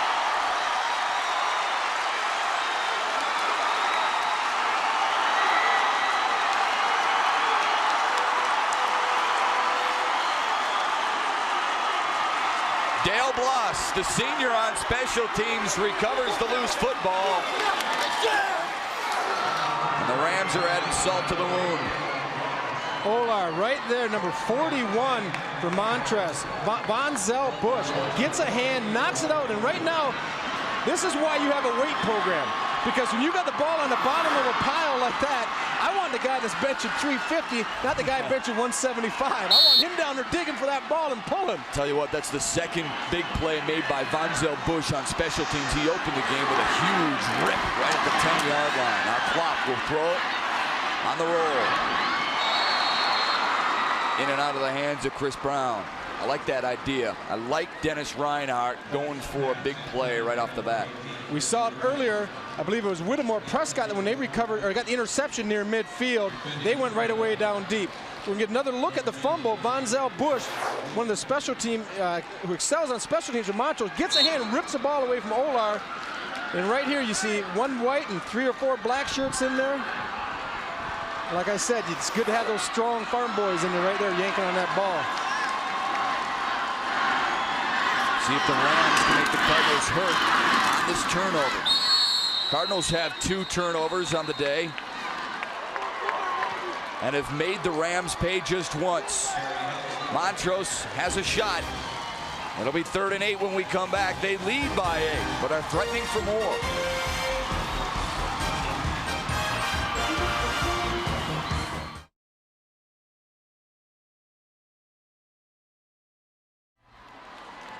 Denny Reinhardt's Montrose Rams are 12 minutes away from history, 12 minutes away from their first ever state championship.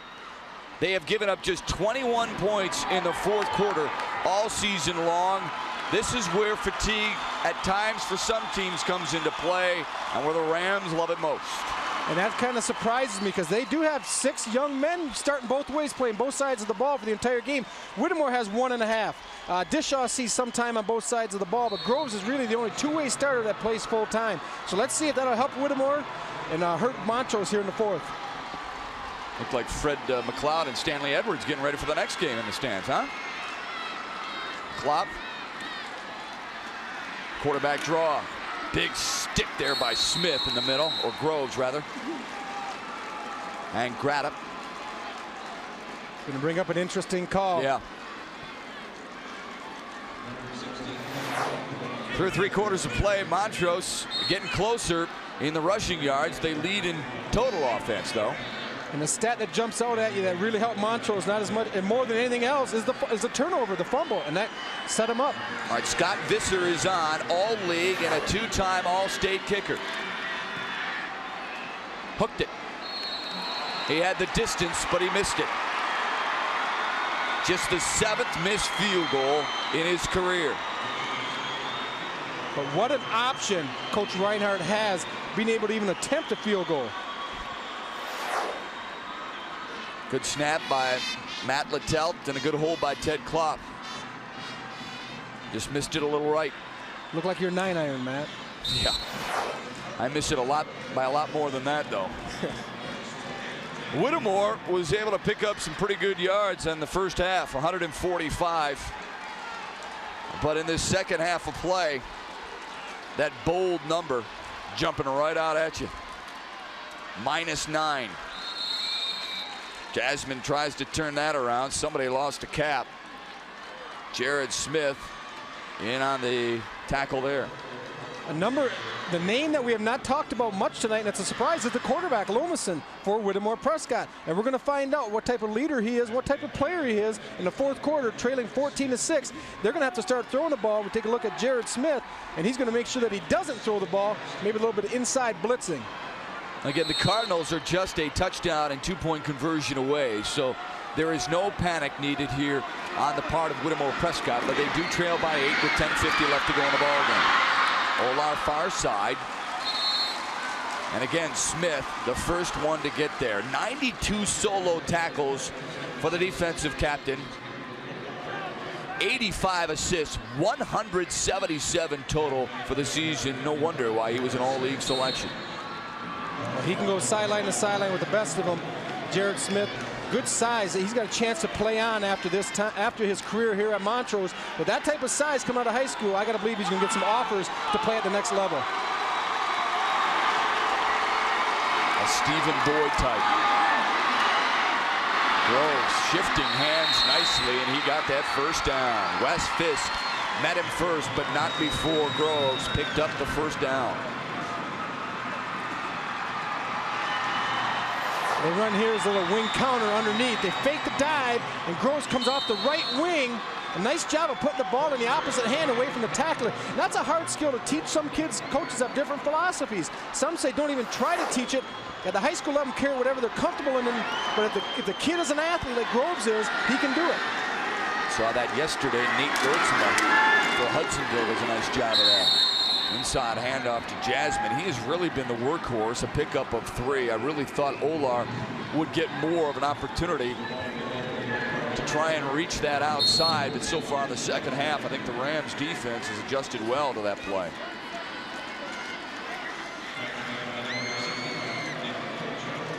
It's the first down of the second half for the Cardinals. Now staring at a 2nd down and 7.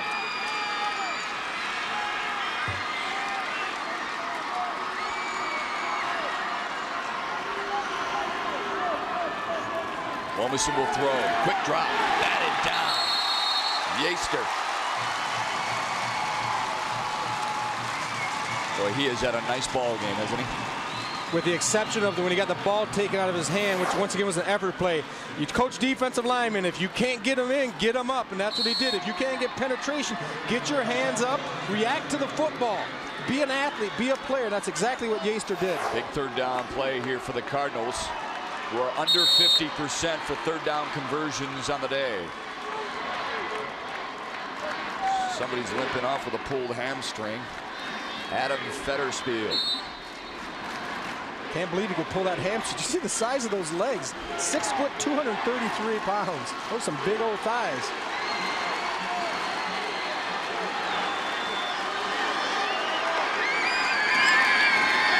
He wants to throw for it. Dragged down from behind.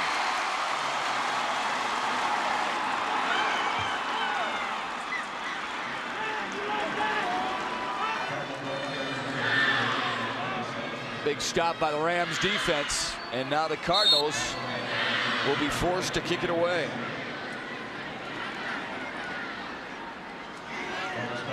Again, Sean Groves has faked a punt so far in this postseason tournament. I don't expect him to fake it here, but he does have that capability. Good speed, control the ball. High snap, gets over his head. Oh, he fell out of the 2.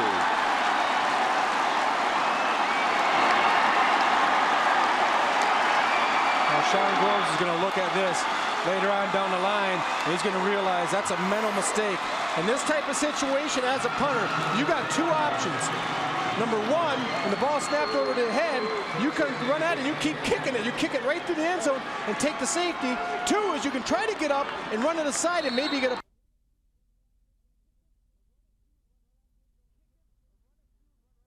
kick it or run it through and run right out of the end zone and take the safety. Well, that is really a tough break for Groves. See if the Rams could take advantage. First and goal. House gets him closer.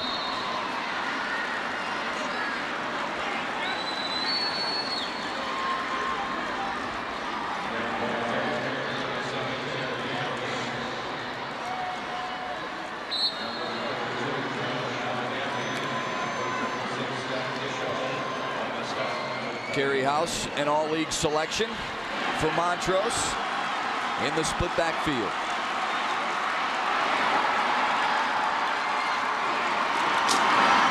He takes it to the house for the 2nd time today.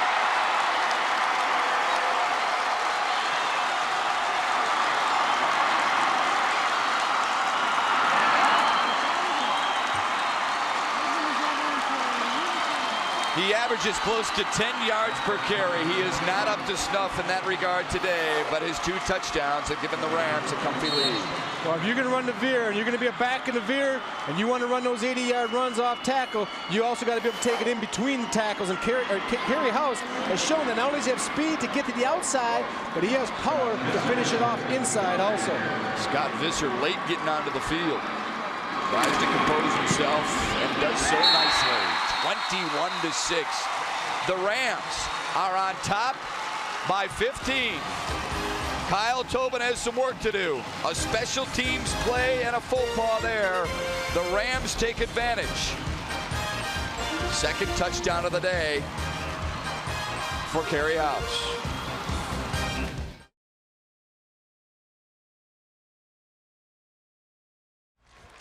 An uphill climb now for Whittemore Prescott. They trail 21-6.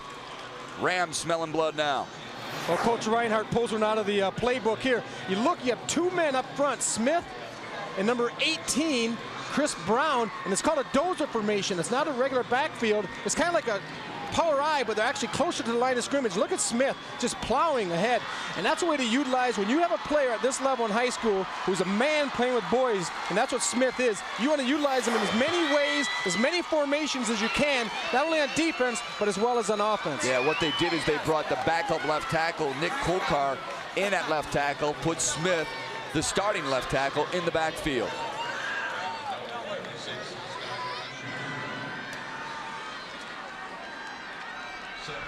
Whittemore able to take advantage of just one of their 4 offensive possessions in the first half. They have been unable to get on track in the second.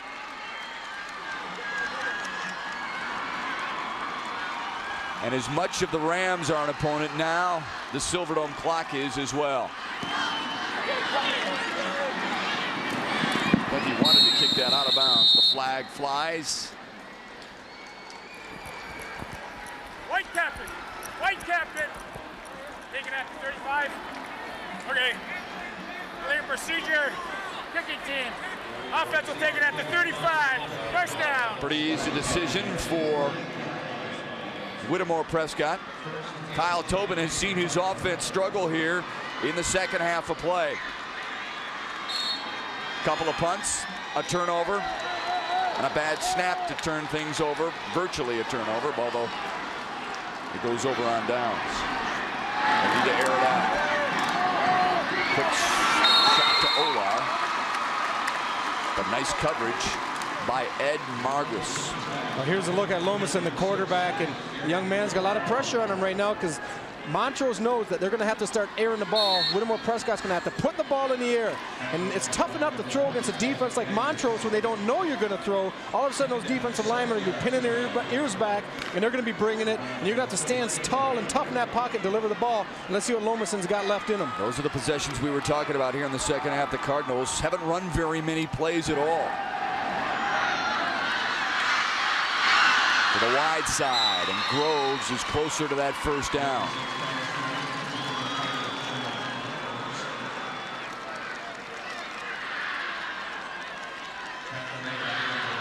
You wonder what's going through that young man's head. What Groves does real well on this play is once he catches the ball, he makes a good catch, the ball is pretty well delivered, but watch when he plants, and he gets north and south, splits the defenders, and gets close to the first down, and that's a big play by Groves. 3rd and inching for Kyle Tobin's Cardinals, who trail 21-6.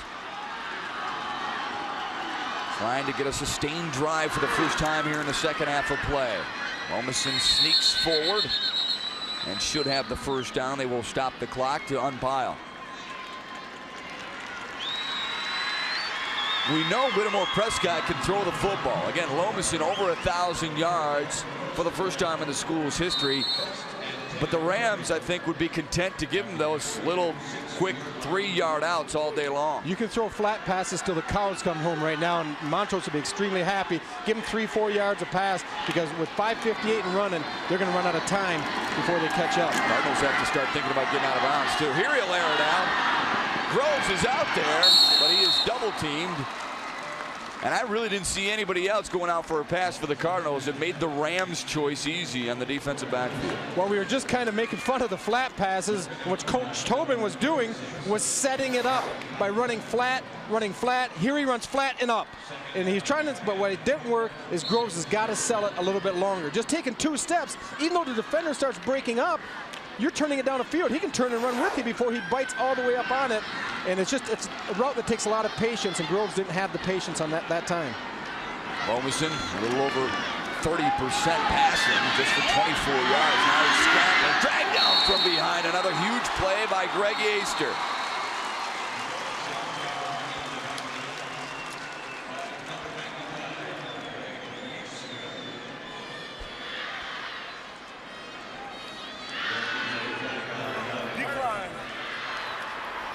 Motion offense number 5. Defense decline. 3rd down. Well, Greg Yaster at this point in time is trying to make people forget about that little fumble, that little mishap he had in the first half. Because right here, Yaster's bringing the pressure, stays with it. Parks doing a good job containing this way. Nowhere for Lomason to go. And he's frustrated. And the young man right now, he's kind of starting to see the writing on the wall a little bit. Inside handoff. Jasmine, nothing going there. Again, Yaster in on the tackle. Cardinals have really hurt themselves. 7 miscues on the day. The Rams have 2 turnovers, but have only 1 penalty on the day. Coach Tobin electing to punt the ball here on 4th and long. I'm not sure, with only 4:50, if he's just conceding at this time, or maybe as a fake, or hoping for a turnover on the punt, feeling that his offense doesn't have a 4th and 15 play within it. And I don't know. It's tough at 4:45. You got to wonder what kind of message it sends to your team. Well, you got to wonder a little bit too about Sean Groves, hoping that he can get a good snap. He does this time and gets it away. Beautiful kick. High arc to it at the 23. Fumble and recovered quickly by Chris Brown. Dangerous there for the Rams. A 36-yard punt. And now the Rams will look to choose some Silverdome clock. L3, 37 key.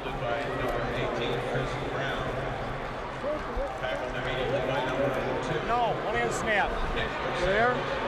Denny Reinhardt's offense struggled out of the gate in this second half of play, but the last 2 times they've touched it, they have reached pay dirt. Of course, the last time it was relatively easy from 4 yards out.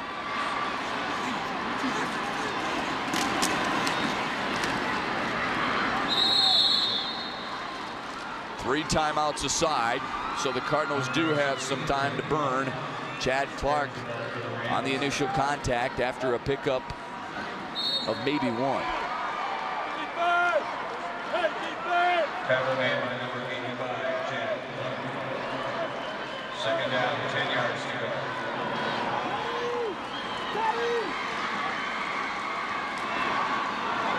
Both sides each with the full allotment. Rams won't need theirs. Clock took that one 39 yards earlier in the ball game to get Montrose the early lead. Here he picks up 4. Nice look at Ted again. It's really strange seeing the young man in this situation after having him in class last year and talking to him about his hopes and dreams. He wants to be a collegiate football player, following his brother's foot tracks. He was in the offense at Lapeer West that he didn't think he was going to fit into and be comfortable with. He saw what was on Montrose had coming back and decided to transfer back, and it looks like it's paying off for him. They are trying to join USA, Unionville Seaverwing, as a first-time champion here in the Pontiac Silverdome.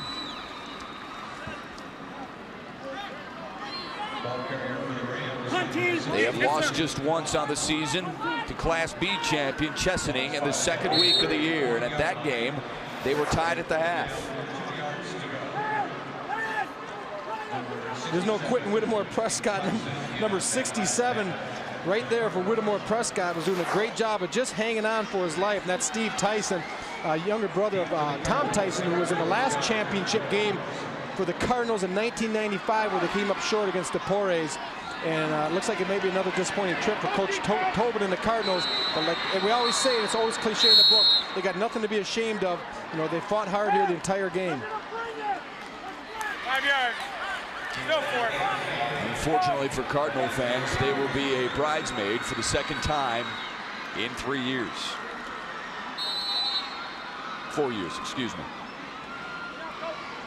John Groves standing at his 35. Scott Visser gets it away. Returnable. Comes into a ram wall, reversing his field, and there's nothing happening there. Good special teams coverage by Montrose. They are 2:14 away from their biggest win in school history. They lead at 21-6.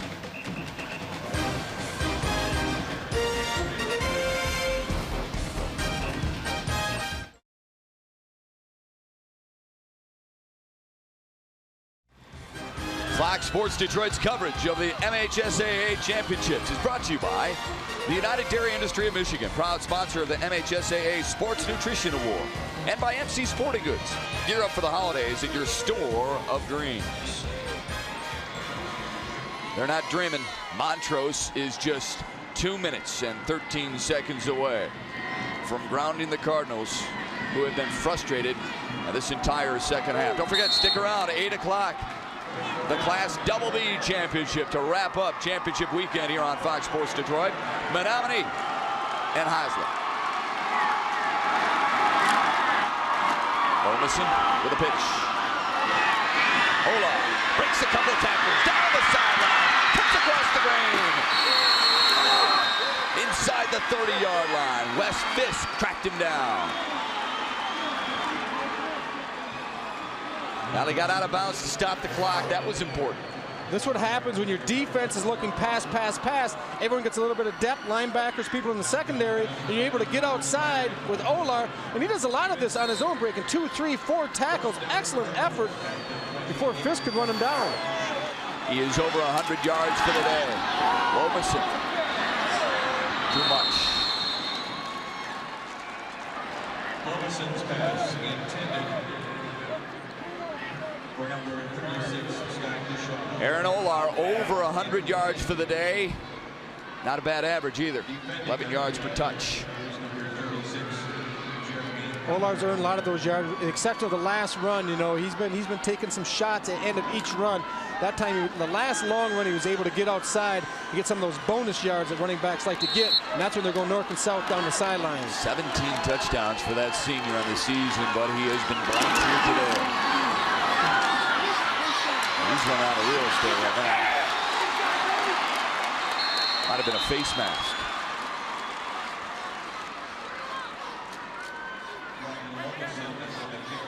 White captain. White. A face mask. On a black. 15 yards. Get first down. Right to the spot. Yep. Face mask. On the defense. Number 20. First down. Well, just as important as the yardage, Rob, is the fact that they stopped the clock again, and that's what the Cardinals are hoping to do. Remember, they got 3 timeouts. They need a couple of scores, but they better do it hurry. Coach Reinhardt's not happy right now. First, they let Olar get down the sidelines for a long gain, and then that time they let him get a 15-yard face mask penalty, and it was a face mask penalty because we could even see it from up here, even with my old eyes. But that's something you can't do in that situation. Now on to 17. Groves. Well, he's got funky hat quick. He's got it far side. Turns the corner. Touchdown. What a great run.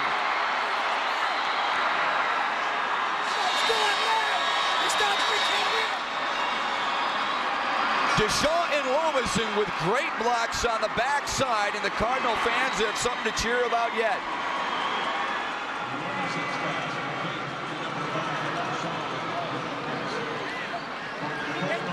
People who sat in these seats before have seen this. He looks a bit like Barry. He goes all the way to the left on the hitch, and he gets some nice blocks come back. The first one by Nick Barnum, and someone right here peels back. It may be Lomison, the quarterback. Well, he gets the last block. There was a peel back block where someone just levels. Right there, number 71. Right there is another one. I think that was 78, Derek Love, the center. That's effort by the offensive line. Good job by Nick Barnum. He's the one who had the crack block. Oh, great fake. Bill Walton. Cardinals are still alive. They're within a touchdown and a PAT. 21-14. The Rams have it. Now look for the onside kick. Well, I think we heard it. I think we helped Whittemore Prescott a little bit. We started counting them out with 2:21 in the game.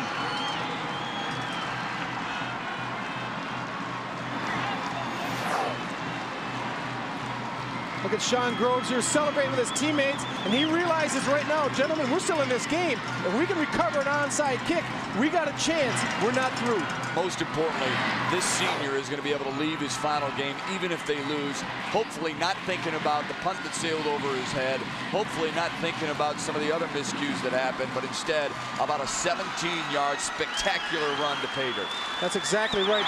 And whatever happens, whatever the outcome is in these high school finals, boy, you just wish that no one does anything that might construe that they lost the game for their team, because you hate any young man to have to go the rest of his life thinking that, geez, we're at the Silver Dome and I may have cost our team a state championship. So in this situation, it's nice to see Sean Groves kind of redeem himself. Yeah, he doesn't need to think about the missed extra point earlier in the ball game because they just made it up.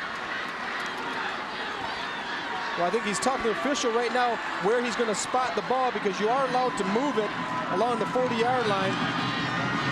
Now, they look like they may shift. A lot of this time in this situation, it's a late shift, so the team doesn't know which way you're going to kick it.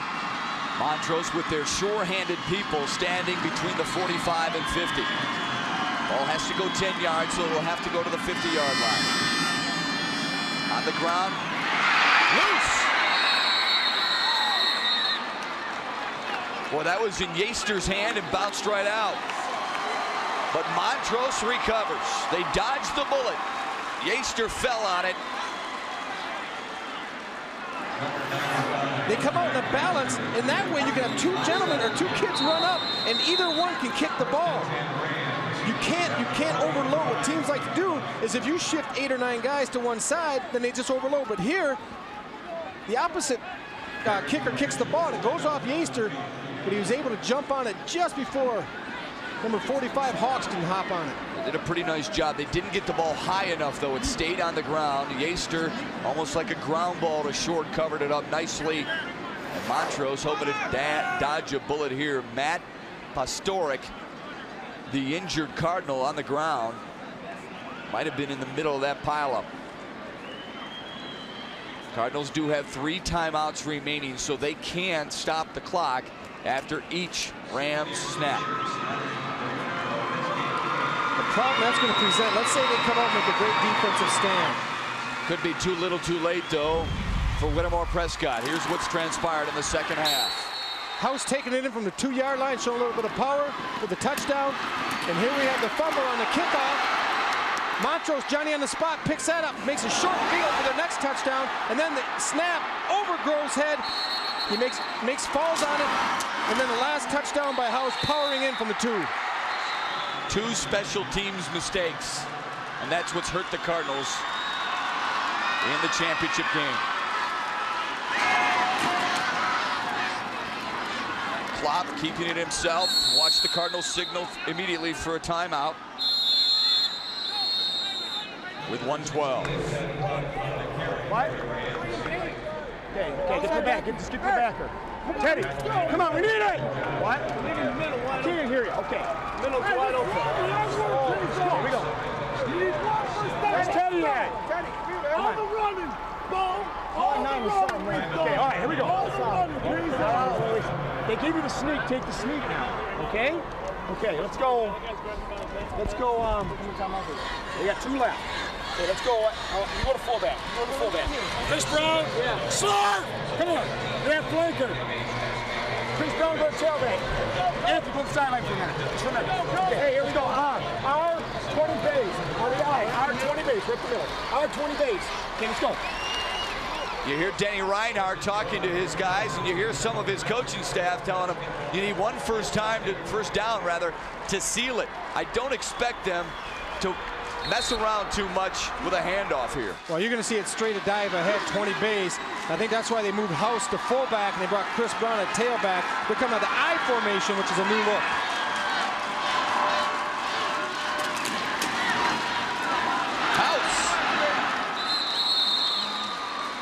Into Whittemore Prescott territory. Closer to a first down. Get it back over here.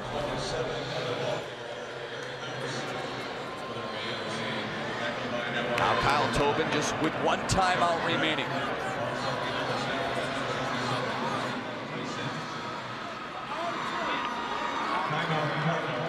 You're looking at Coach Tobin right now, and he's thinking, we got to have a stop. It's 3rd down and 3. If you're ever going to make a play, make it now. If you're going to get really greedy, not only does he want to stop, he wants that fumble. He wants a fumble. If someone's stripping that ball, this is where you teach your kids. The first one, stand them up. The second one, you come in and you strip that ball out in this occasion because you're still going to be 50 yards away.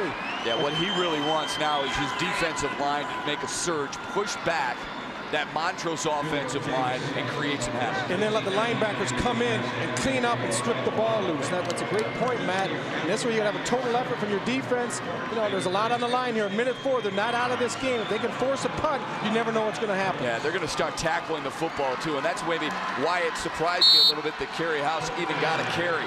I expected Klopp to just take it and go right up behind his center's butt.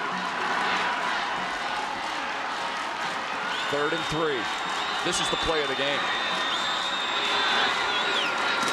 Klopp stuck by Smith, or Craddock rather, and Sean Groves. So Coach Shepard, now is this what you're talking about right here? Quarterback takes the ball and he goes straight up the middle. That's a good call. No handoff, no chance of a fumble. Let's see what Denny Reinhardt's going to do. Hey! We have a measurement, see exactly how short it is? That guy's crashing down. Get in the huddle, get in the huddle. Get back in the huddle. What? So he wants to know exactly how far he's going to need if he's going to go for it on 4th. He also wants him in the huddle, I think, for the fact that if he brings out his punt team, they don't see it ahead of time. He's kind of disguising what he's going to do by having them in the huddle on the field. Senior quarterback has had a great day. 100 yards on the ground, 39 coming on a first quarter scamper for a touchdown. Second quarter, rather. Punt team! Punt team! Punt team! He's going to punt it away. Under a minute to go. That's a good call, I think. I mean, punt it away, and if the Cardinals earn the right to drive 80 yards or more, I give them credit. With no timeouts. Right. You know, they're obviously they stopped the clock in high school on the first down.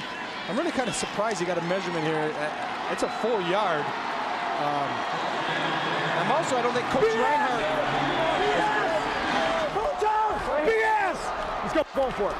BS right 12. Get Anthony out of there. BS right 12. Oh, he's going to go for it. Well, what he was doing, as I said, he was disguising. He lets them see his punt team come out. Now he brings them out quickly when the ball's put in play, and he's going to go for it. That's a good job of coaching by Denny Reinhardt. You expect to sneak here. Cardinals got to move up closer. There's nobody over that center. Now there is. House with an extra effort got it. What a way to win a state championship. Jared Smith with a great block.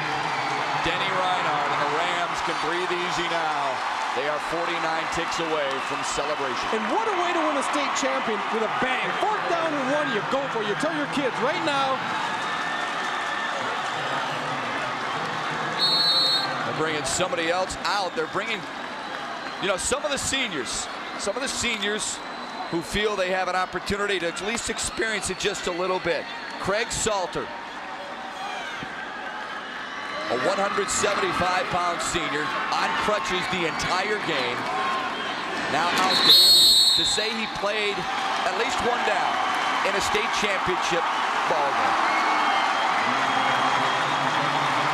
The Rams don't have to run another play. For the first time in the school's history, they are a title holder.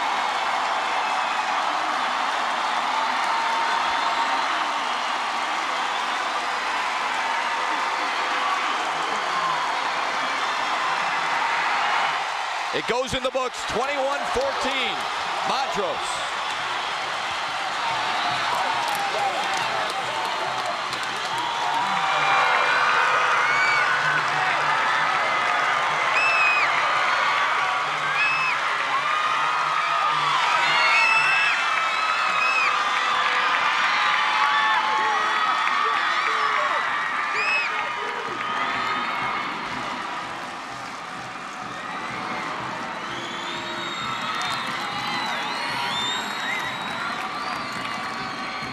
One of the classiest scenes in sports.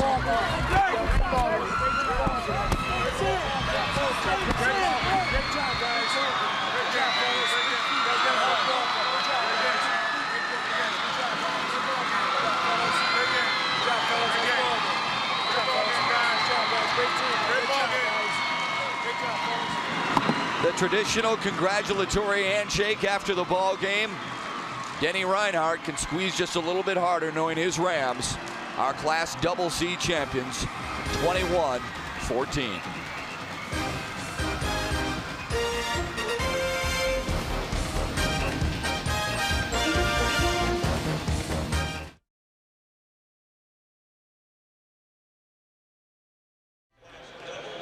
For the seniors of Montrose, it has been worth the wait.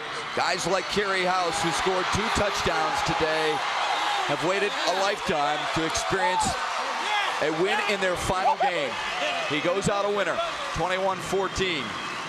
And he goes down as a champion, the first ever champion, under Denny Reinhardt at Montrose High School. Reinhardt has been at this business for 4 years. He has experienced 39 wins. This is his 40th. This is his sweetest moment. Our next game comes up at 8 o'clock in Class Double B as Menominee takes on Hazlitt. Now, for everyone on our Fox Sports Detroit crew, for Rob Rubin, I'm Matt Shepard saying so long from the Pontiac Silverdome. Once again, the final score in Class Double C. Whittemore Prescott 14, Montrose 21, the first-time champion. You've been watching high school football on Fox Sports Detroit, your home of Fox Sports Net. Now stay tuned for Wolverine Magazine with Sandy Hang next.